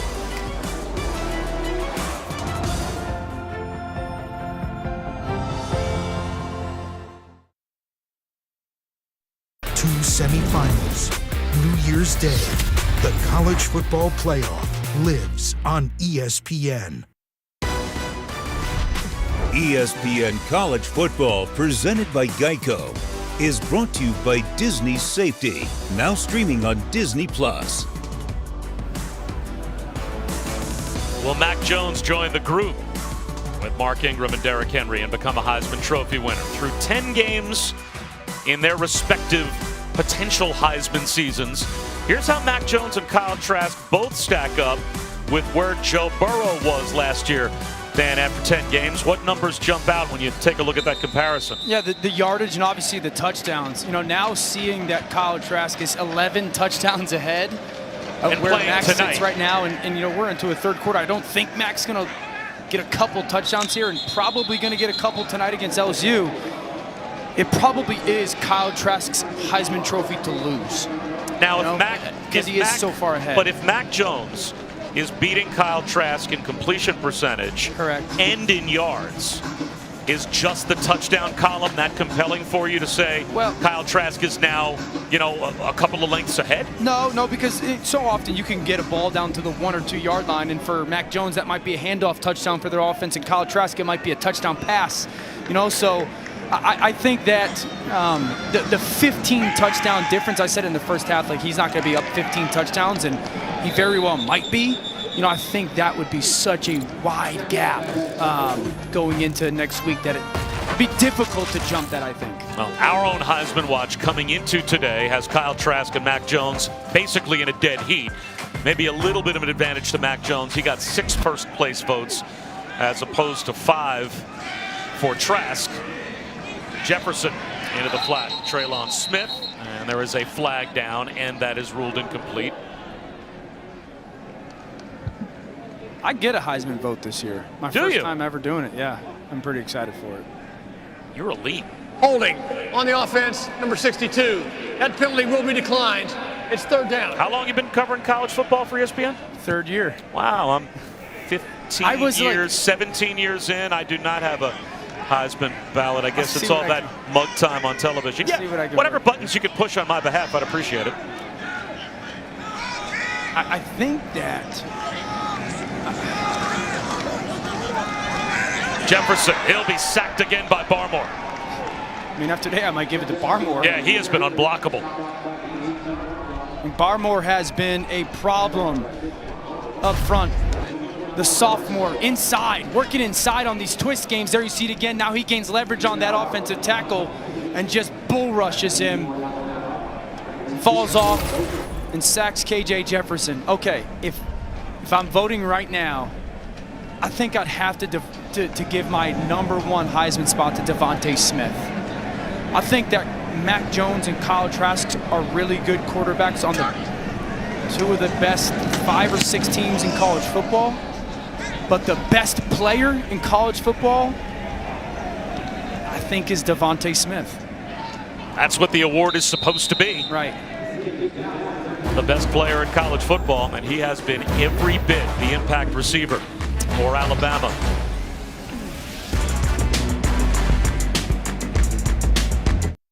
Do this don't give up thing all by myself. This whole fight, this journey thing is not a solo venture. This is something that requires support. Well, in memory of the late Stuart Scott and so many that the V Foundation has tried to and has helped over the years, and during these challenging times, ESPN and the V Foundation's fight against cancer has not stopped. So if you are able, please support cancer research by visiting v.org/donate. 100% of what you give goes to cancer research, as the true freshman Bryce Young takes over for Mac Jones at quarterback. So with the score 45-3 and a lot of time out in front of an Alabama team that's got the SEC championship game ahead of them next week, we already have been informed that Najee Harris is done for the day. We saw him stretching out his legs in the first half, and on a slippery field in a game that's out of hand, they're going to be cautious with their franchise running back and their top quarterback. And so the freshman Bryce Young takes over at quarterback and hands to another freshman, Jace McClellan, who picks up 2.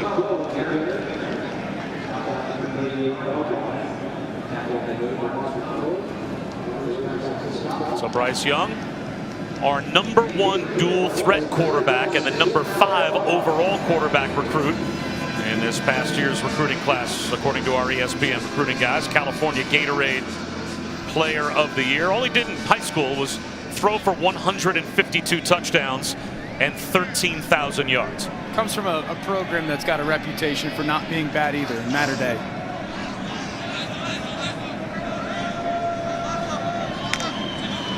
And Arkansas is going to test him, try to heat him up, but the pass protection is perfect. It is an incompletion, though, on 3rd down and 6. Try to find Xavier Williams. Good little rep there, though, for Bryce Young. You saw him kind of run the line of scrimmage, saw Catalon coming up with the potential pressure. Now he's telling Xavier Williams, like, hey, just a little quicker.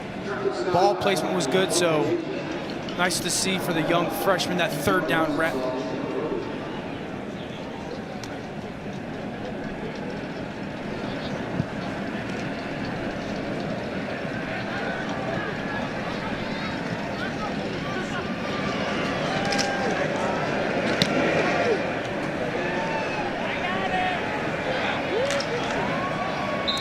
Catch made at about the 25-yard line by Parodi. Well, next Sunday, we'll have the exclusive reveal of the college football playoff matchups for the Rose Bowl and the All-State Sugar Bowl to be played on New Year's Day. Those are our playoff games this year. Reese and the guys will unveil the New Year's 6 as well, have the final top 25 rankings in a 4-hour special. It all starts at noon Eastern on ESPN and the ESPN app. And why not take a look at our college football playoff rankings, brought to you by AT&T 5G. Ohio State, Michigan canceled for this season, so Ohio State is going to go into the Big Ten championship game against Northwestern. As getting to the outside is KJ Jefferson, and he picks up a couple of yards on that scramble. And if Ohio State runs the table, it only means one more win. Right. 6-0 into what will turn into Selection Sunday next week for the College Football Playoff Committee. Well, here's the like where it would become very interesting in my eyes is if Ohio State beats Northwestern next week 17-14. You know, not an overwhelming offensive performance nor a victory. Does Texas A&M then have a gripe to go, we deserve it just as much, or we're just as good as that number 4 spot. You know, that's where I think it would become very interesting for Texas A&M fans.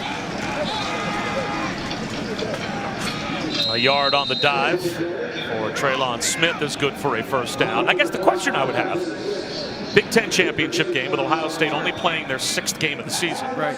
The SEC championship game, Florida, Alabama. The ACC championship game, 2 teams right now that if the playoff were today would be in. Correct. Notre Dame and Clemson. Which of those 3 games has the potential to be the biggest monkey wrench and throw chaos into a Selection Sunday? Jefferson off play action, flips one up the seam and can't connect with Blake Kern. All right, so I think Alabama is in a good position to beat Florida. I expect that to happen. I think Ohio State will beat Northwestern. If Clemson beats up on Notre Dame. And they're a double-digit favorite right now. Like if Clemson with Trevor Lawrence beats Notre Dame by 2+ touchdowns, then does the committee look at Notre Dame and going, wait, your win against Clemson without Trevor Lawrence, you know, like that might, again, create a conversation of does Notre Dame is... See, to me, the one result out of these 3 that would create the most mayhem if Florida beats Alabama. Correct, but that's why I don't think that's I'm trying to look at like what I think has the most realistic chance to happen, outcome-wise. I'm sure Gator Nation right now is thrilled with you. Low snap, Jefferson scoops it up. And his composure and eyes downfield creates a hookup with Mike Woods. This is really awesome by KJ Jefferson. You talk about hanging in the pocket, gathering a bad snap, bodies all around you, and then finding Woods for that completion. That's a really, really good play by the redshirt freshman. They'll run a little option here, fake the pitch, and get pounded and lose the football. And it looks like Alabama's got it on a takeaway. And KJ Jefferson's holding his left knee.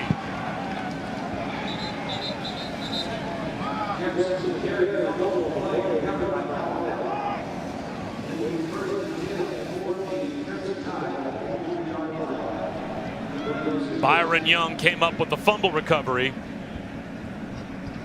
And KJ Jefferson, the redshirt freshman, just off of making the best play we have seen him make today on that hookup with Mike Woods, is shaken up.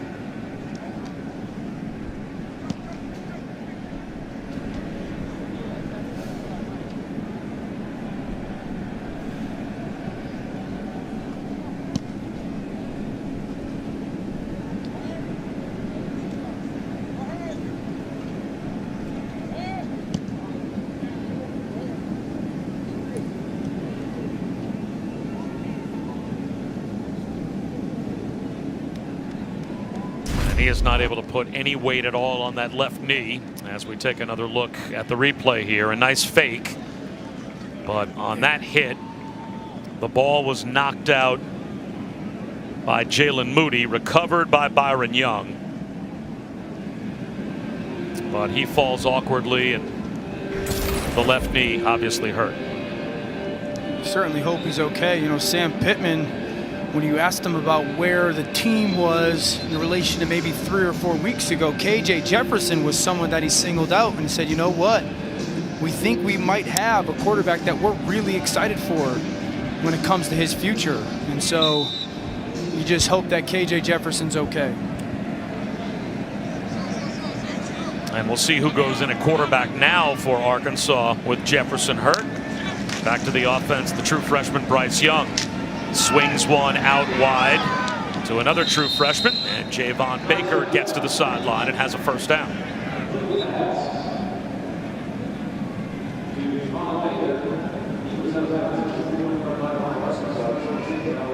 Good for some of these young receivers for Alabama to get these reps with Bryce Young.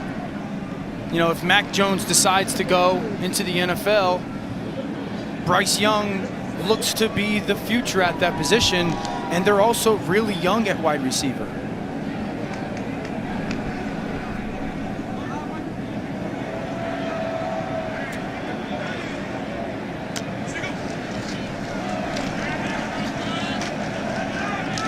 His handoff to Jace McClellan, picks up about 5. And this might be a dumb question when you are projected to be maybe a back end of the first-round pick, but a first-round pick in Mac Jones, according to Mel Kiper and Todd McShay. Is there any reason for Mac Jones to come back to Alabama and play one more season? No, absolutely not. And also, when I go left tackle, senior, left guard, senior, center, senior, no. Good point. You know, like the fact that that offensive line is senior dominant, especially on that left side, I'm okay leaving. You know, I think that Mac Jones has had this meteoric rise in many ways ever since he took over for Tua last year, and his play has been so enticing. There's a lot of strengths to his game. I think there will be some parts of his game, weakness-wise or flaw-wise, that the NFL will look very specifically to. You know, if you look at him as a player, nothing really off script. He's really good in the pocket. He's got this strong, decisive, and sometimes explosive arm. Super efficient, you know, get through progressions. The ball comes out where it's supposed to. He's got great, like, see it, trust it, and rip it. That receiver's there. He trusts what his eyes are telling him, and that ball comes out. Reminds me a lot of a Matt Ryan type of player. Now, the flaw, or the thing that I think will hold him back, is the lack of athleticism outside the pocket. You've heard me say this. You have to be able to do that at the NFL level at quarterback right now. And the lack of the suddenness outside the pocket will be something like Matt Ryan is a better athlete than Mac Jones. And I think that will be a difference maker when it comes to where he falls in that first round. Yeah, I'm going to disagree with you about how you have to play quarterback in the NFL when we come back. Okay. I love telling you why you're wrong and being so sure as to why I'm right. Where is Mac Jones as an NFL prospect? Talk more about that as Alabama rolling against Arkansas. Welcome back to ESPN College Football, presented by Geico and the SEC on ESPN. Set for the start of the fourth quarter. And some younger players getting an opportunity to play for Nick Saban and get some valuable playing time before the vets, off of a little bit of rest, get set for the SEC championship game. And that's tough to see as KJ Jefferson, nursing that left knee injury, is walking back to the locker room. So it is freshman to freshman again here, as Bryce Young getting an opportunity to run the team at quarterback off to Roydell Williams, who picks up a couple of yards. So you said Mac Jones, if there's one thing that you think hurts his NFL possibilities, again, it's what? Just the playmaking outside of the pocket. You know, the ability to kind of be a creator. You know, I think yet you have to be explosive at that position with your playmaking ability. If you look at all the young quarterbacks that are dominant in the NFL right now, it's Patrick Mahomes. Right now, Josh Allen's playing incredible football. Aaron Rodgers has always made remarkable plays out of the pocket. I think like the traditional pocket passing quarterback is in many ways a little bit of a dinosaur in the NFL right now. Steelers are what? What's their record? 11-1. And who's their quarterback? Ben Roethlisberger. I mean, you describe him as a dynamic player with his legs? Well, he was when he went into the NFL and crafted his Hall of Fame career. Right now, absolutely not. Understood, but I guess that also limits their offense. But they're 11-1. But there at least is some evidence there that you can play the way Ben Roethlisberger or Drew Brees plays and be a team that right now are thought to be arguably the two #1 threats to go to the Super Bowl in their respective conferences. I just think there's room as this ball is fumbled and it looks like it's going to end up with Joe Boucher of Arkansas. I think there's room for you to play unlike Patrick Mahomes, but still be a really good NFL team. And a good NFL quarterback. I don't disagree with that, but I don't think that makes you a first-round pick at quarterback then. You know what I'm saying? We'll get into this more, I'm sure. I look forward to fighting with you.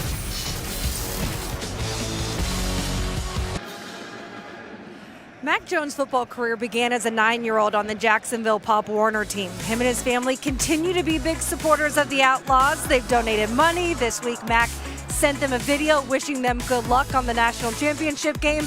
And on Wednesday, the Forestville Outlaws won it all, bringing home the championship trophy. And they wanted to send this special message to Mac.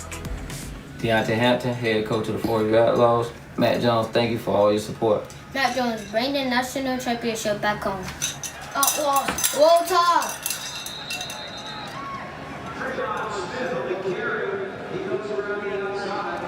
The Outlaws went a perfect 12-0 this season. They've got the hardware, and they have a new fan in Mac Jones as well. And they got the roll tide on camera, too. That was well done. Felipe Franks, by the way, is now back in at quarterback for the injured KJ Jefferson. It's a tough spot for him to jump back cold off the bench, but he's able to dive ahead and pick up 8 yards here.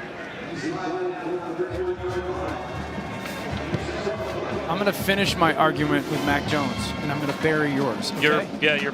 You're saying you're going to finish it, Yeah. but it will Again, not be finished. You brought up Big Ben Roethlisberger. No, at 39, he's not a dynamic playmaker, but that's what he was known for the great majority of his career. Do I think you can win games in the NFL and play really good football from your traditional pocket passing mindset?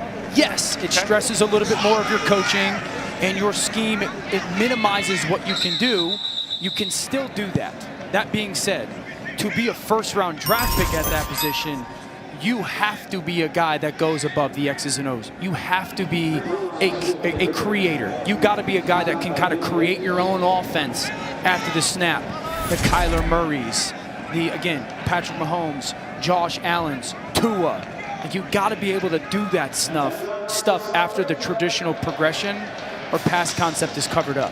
And I would agree, if I've got the first pick in the draft, I'm taking Trevor Lawrence. Sure. Or the second pick in the draft, I'm taking Justin Fields, because those guys can do that. But what we've not just seen from the dinosaurs, I mean, right now Ryan Tannehill is in the heart of his career. Not a running quarterback. Jared Goff got to a Super Bowl. He's a pocket passing quarterback for the most part. Tom Brady, obviously at the tail end of his career, and Ben Roethlisberger and Drew Brees, they may be dinosaurs in terms of their age now, but why can't you draft the guy that you think could be the next guy to play like them and win? Because they are showing right now you can still play like that and win in the NFL. Yeah, I would argue that Tannehill's not a runner. I think he's a big-time athlete. The Goff comparison I will give you, I think that's a fair comparison. Now, Goff is a very fluid, natural, and like his accuracy, natural thrower, and his accuracy is like a separator. He's also with Sean McVay, who's one of the best offensive minds in the NFL. Mac, while having a lot of good physical traits, isn't the natural thrower that Goff is, isn't the accurate thrower that Goff is.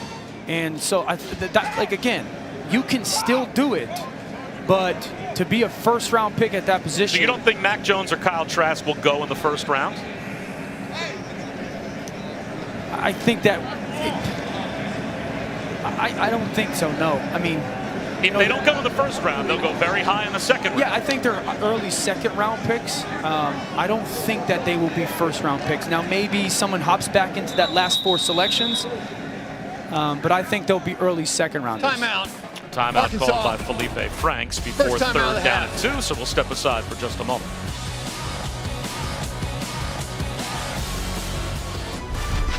ESPN College Football is presented by Geico.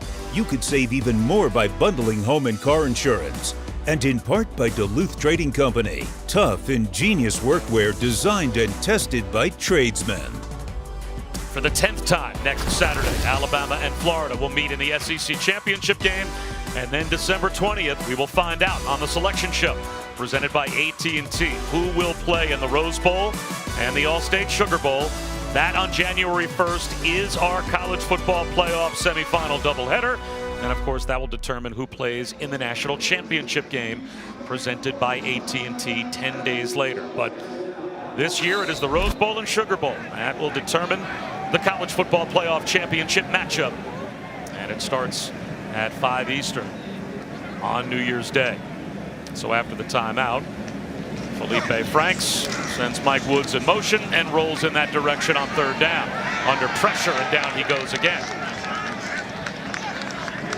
Shane Lee gets the sack, and let's check in with Matt. All right, guys, Georgia has poured it on against Missouri. James Cook takes it in, 49-14 Dogs. In Orlovsky, you are dead wrong. 3 quarterbacks pre-Patrick Mahomes to win the Super Bowl: Manning, Brady, Nick Foles. Okay, so we're going to go with the 2 of the 5 greatest quarterbacks to ever play the position as the argument. Who were pocket passers. Right, but that's also 7 years ago or 6 years ago. Wow. And Nick was three, It 4 wasn't years 60 years ago. It was 6 years ago. Again, you can win the Super Bowl still playing that position. To be a first-round pick, that's the conversation. Fair catch is made by Bolden, but there's a flag down as it looks like Alabama may have bumped Personal into foul, rebound. roughing the kicker, defense number 10. 15-yard penalty from the previous spot. Automatic first down. So we'll go back over to Arkansas.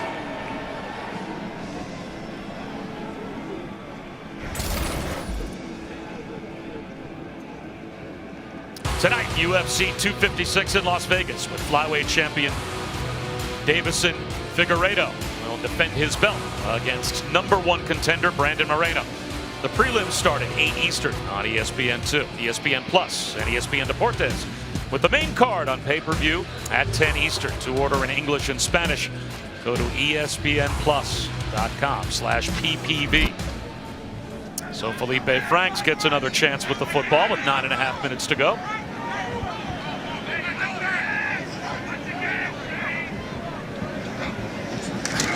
You want me to be me and Matt Berry on the undercard? A wide receiver screen to Trey Knox, and he gets a push for 6 yards. I would argue, find me the young quarterback. Let's say 5 years in the NFL and younger. That is your traditional pocket passing quarterback. I don't move out the pocket, that is excelling or playing really good football. Daniel Jones, he's a way better athlete than people think he is. Kyler Murray, obviously explosive athlete.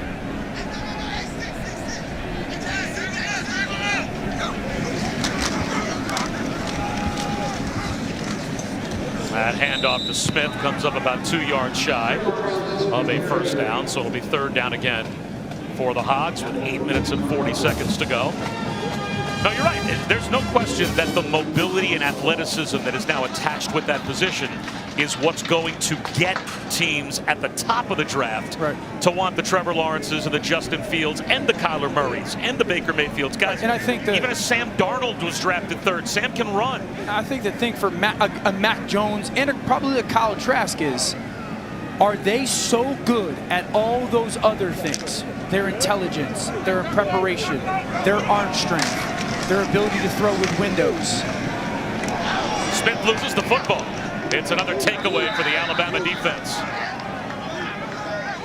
That ends up in the arms of Jalen Moody. Another fumble recovery for the top with 8 minutes to go.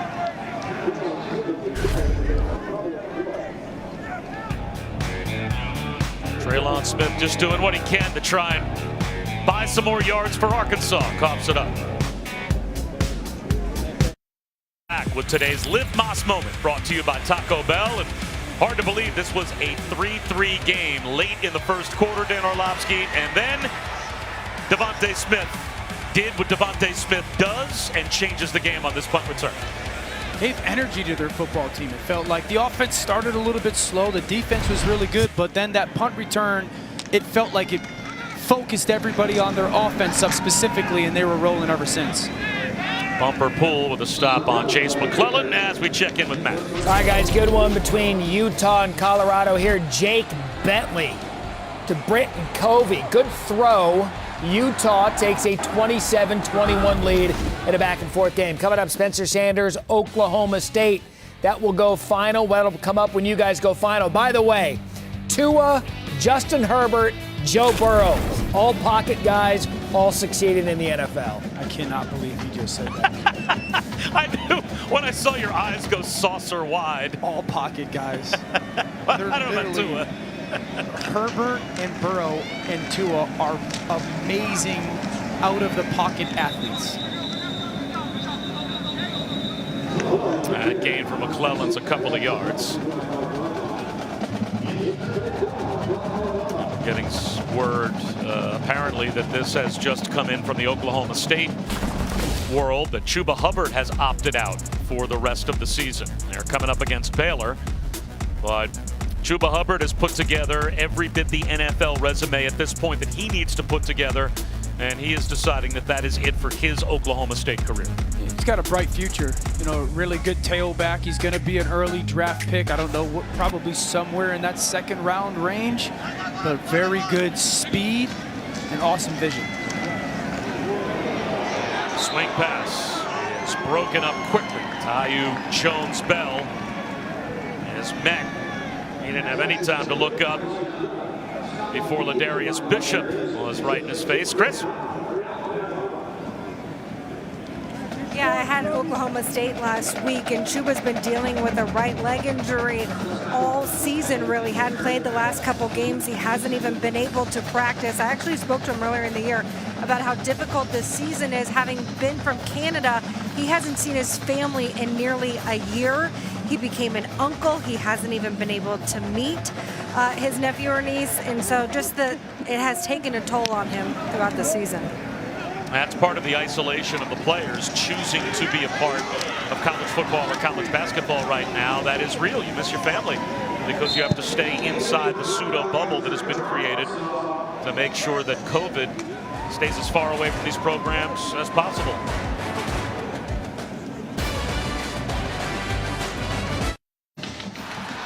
This season, for every field goal and extra point made by participating universities, Allstate will make a contribution to the university's general scholarship fund, and we thank Allstate. A reminder, former WBO featherweight champ Shakur Stevenson moves up in weight class and highlights our top-ranked boxing main event tonight in Las Vegas. Coverage begins at 10 Eastern on ESPN, ESPN Deportes, and the ESPN app. So with 5.5 minutes to go, maybe one more chance for Arkansas to find the end zone before today is over for Felipe Franks. There's Traylon Smith.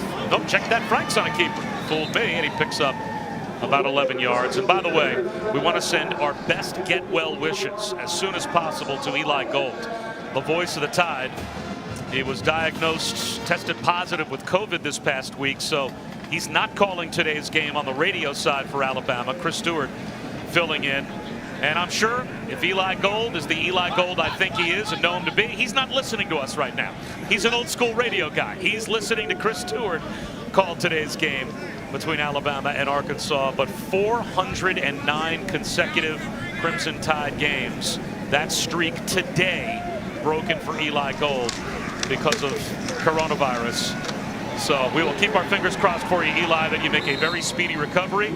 This Alabama team's got some pretty important games, I think, on the not too distant horizon. And hopefully he will be in the booth back where he belongs for an SEC championship game. And who knows, maybe a crack at the national championship as well. Next week's game will be a lot of fun between those two programs, Florida and Alabama. Smith stood up at the line of scrimmage. That's another tackle for Jalen Moody.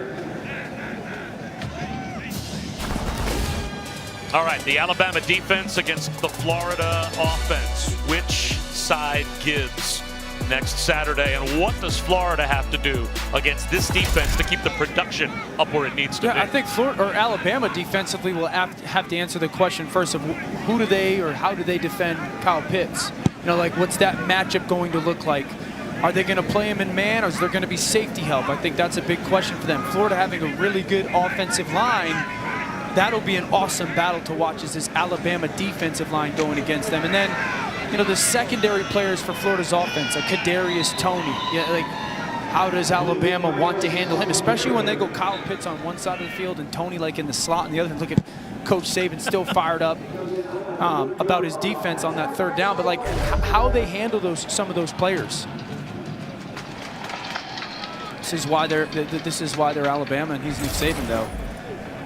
You know, I think that will be the interesting thing. And you know, Dan Mullen does such a great job of attacking coverages. Alabama, I'd expect them defensively to try to mix up coverages a little bit more. You know, especially post snap. Trask gets so much information before the snap, so that'll be a big thing. But it really will start with Kyle Pitts.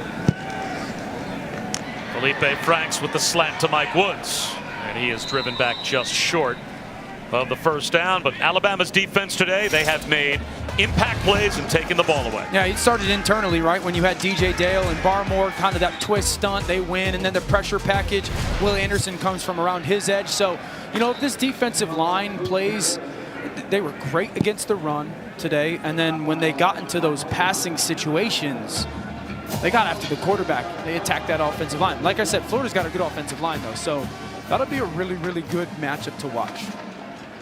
But I think it starts with, I think the whole question of the game comes with Alabama's offense and Florida's defense. Like, can Florida defensively, physically match up with Alabama? That's the question. A backwards pass to Burks. It's a trick play looking for a touchdown.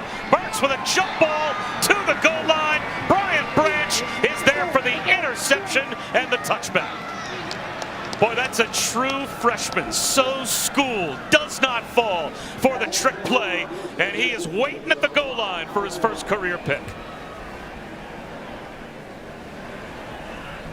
I can't tell you how good this is by Malachi Moore. Okay, this is him right here. Alabama's actually going to bring a corner blitz. He's got to go over the top and take that receiver. Okay, so now he's one-on-one with that receiver. Drift over the top. There's that little fake in route. Still play with leverage and see that tailback going downfield for that extra double pass. Play on the top, high point the ball. It's a great play by Malachi Moore. We talked about him being one of those audible learners of this defense, learning from Zoom. Went onto the field and started making checks in practice. His discipline pays off. A lane into the open field. McClellan looking for the goal line. Touchdown.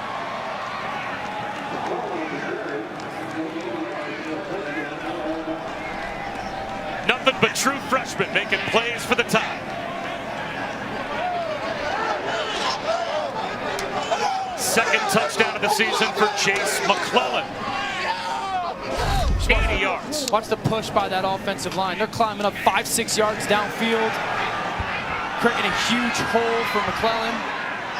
And then his ability, you see Najee running down that sideline with him, but his ability to outrun the defenders. You said it, back-to-back big plays by freshmen.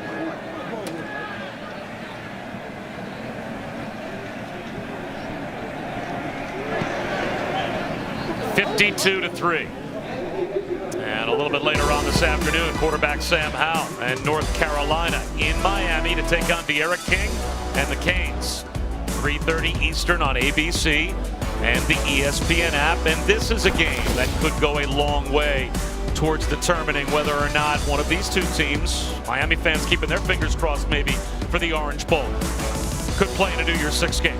Yeah, Sam Howell's so much fun to watch. He's got two really dynamic receivers that he gets the ball to, and then De'Ara King has become like Mr. Do-It-All for Miami. So be an awesome game to watch. Miami trying to get into a big bowl game, like you said. So both offenses will score plenty of points. Yeah, back to that thought you had about the game plan for Florida next week against Alabama. If you come out, are you really staying true to who you are if you're offensively looking at that game for Florida? Or are you thinking we may have to take some risks early, take some shots, because we have a number in mind that we know we have to get to give ourselves a realistic chance to win? I think Dan Mullen is certainly going to come out with an aggressive mindset, but he's one of those coaches that always wants to see, like, okay, how are you playing us? You know, how are you going to play us? Is it going to be with one safety, two safeties? Are you going to play soft zone or play man? And so I think that'll be a big kind of feeling out process for Dan Mullen and how Alabama defensively wants to play them. But again, like if Alabama's going to play one defender over Kyle Pitts, and maybe it's a guy like Surtain, like, okay, then Dan Mullen is going to sit there and go, okay, do I love that matchup? Do I think Kyle Pitts is good enough to win enough? And if not, then it starts to go to all these other variables or all the other people in their offense. Coming to you, Brady. Coming to you, Brady. Delayed handoff to TJ Hammonds. And all Alabama has done today is add to the numbers that they have piled up defensively through their first 9 games. I mean, again, against a nothing but SEC schedule. You don't have the easier games, kind of that layup game that you get the week before the Iron Bowl. All of that was out this year. Just purely SEC competition. And they're putting up terrific defensive numbers. Yeah, if you just look at them at the beginning of the year to where they are right now, they're tackling a lot better. And Coach Saban said this, a lot of their young players that were getting reps early in this season that didn't have that off season to learn, they're making less mistakes. They're more comfortable with the play call and how to go operate it. The pitch to TJ Hammonds. We talked earlier as well about pressure being a privilege and how this coaching staff and this head coach, they somehow never get affected by the pressure. This is, for Nick Saban, the 84th game that he has coached where his team has been #1 in the AP poll. 84 games. Among active coaches, #2 on the list is Dabo Swinney. He's coached 21 games with his team at #1. So 84 times you are going in, you are the Yankees, you are the Patriots, you are everybody's best shot is coming because you're Alabama and you're #1, and how they very rarely ever get affected by that pressure. They look like the same team every week. I think the thing with them, everyone talks about the process, right? I kind of call it the routine. And I think that Nick Saban and this program are obsessed with the routine. I think two things, when you have the great routine that they do. And another sack. When As this one belongs to Tim Smith. The great routine that they do, you never go backwards. You never regress. And then it made me think of this quote, really, where we are what we repeatedly do. Excellence then is not an act, but a habit. And that kind of defined or kind of gave some words to what Alabama has represented with Coach Saban is. They just have the greatest habits in the history of college football.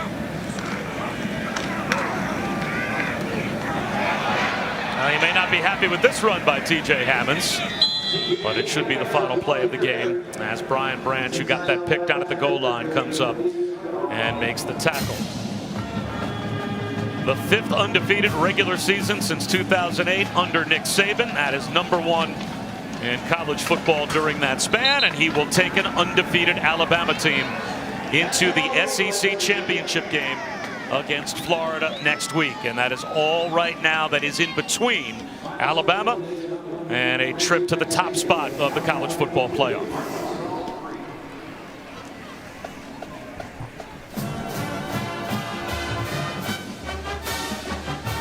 And that will bring to an end the season for Arkansas. And you know what? It bears mentioning. You mentioned it in the first half, but it bears mentioning again the nice job that Sam Pittman did in his first year at Arkansas, winning 3 games, coming so close to winning 3 others. I love Sam Pittman. We've got to meet with him twice this year. I think Arkansas has great hands with him. Huge fan of the direction that he has this program going to. So 52-3 is your final. And Alabama does it again for their head coach, Nick Saban, who's standing by with Chris. Coach, you told me before the game you wanted your guys to play with purpose. What did you see out of your group today? I thought they played with purpose. I thought they came here with a sense of urgency. I think we got started a little slow in the game, but I think as the game progressed, played pretty well, got better on defense, and we got to play a lot of players, so I think that was a good thing. One of the goals for this season was to go 10-0 in an all-SEC schedule that's never been done before. What did it take from your group in order to do it? Well, that really wasn't one of our goals. You know, one of our goals was to win the game next week. All right, so we still got to do that. But I'm really proud of our guys. Nobody's ever done that before, win 10 SEC games in the season and go undefeated. So that was the purpose here today, and I thought the guys did a good job of going after it. Since you mentioned next week, where do you need to improve from now to then? Well, obviously Florida's got a great team, and they'll challenge us a little bit differently because of their quarterback and their ability to throw the ball and some of the mismatched players they have. But we're going to get healthy, and we got to get our guys going again. But, you know, just got to get ready to go. Thank you, Coach. All right, thank you. I think they're ready to go based on how they performed today, but he never stops grinding, and that is why Alabama is Alabama and why they are once again #1 heading to the SEC championship game against Florida next week. For Dan Orlovsky And Chris Budden, I'm Bob Wischusen saying so long. Matt Barry, Jesse Palmer, and Joey Galloway are standing by. Guys. ESPN thanks you for watching this presentation of the Southeastern Conference. Bob, Dan, and Chris, thank you. Good stuff throughout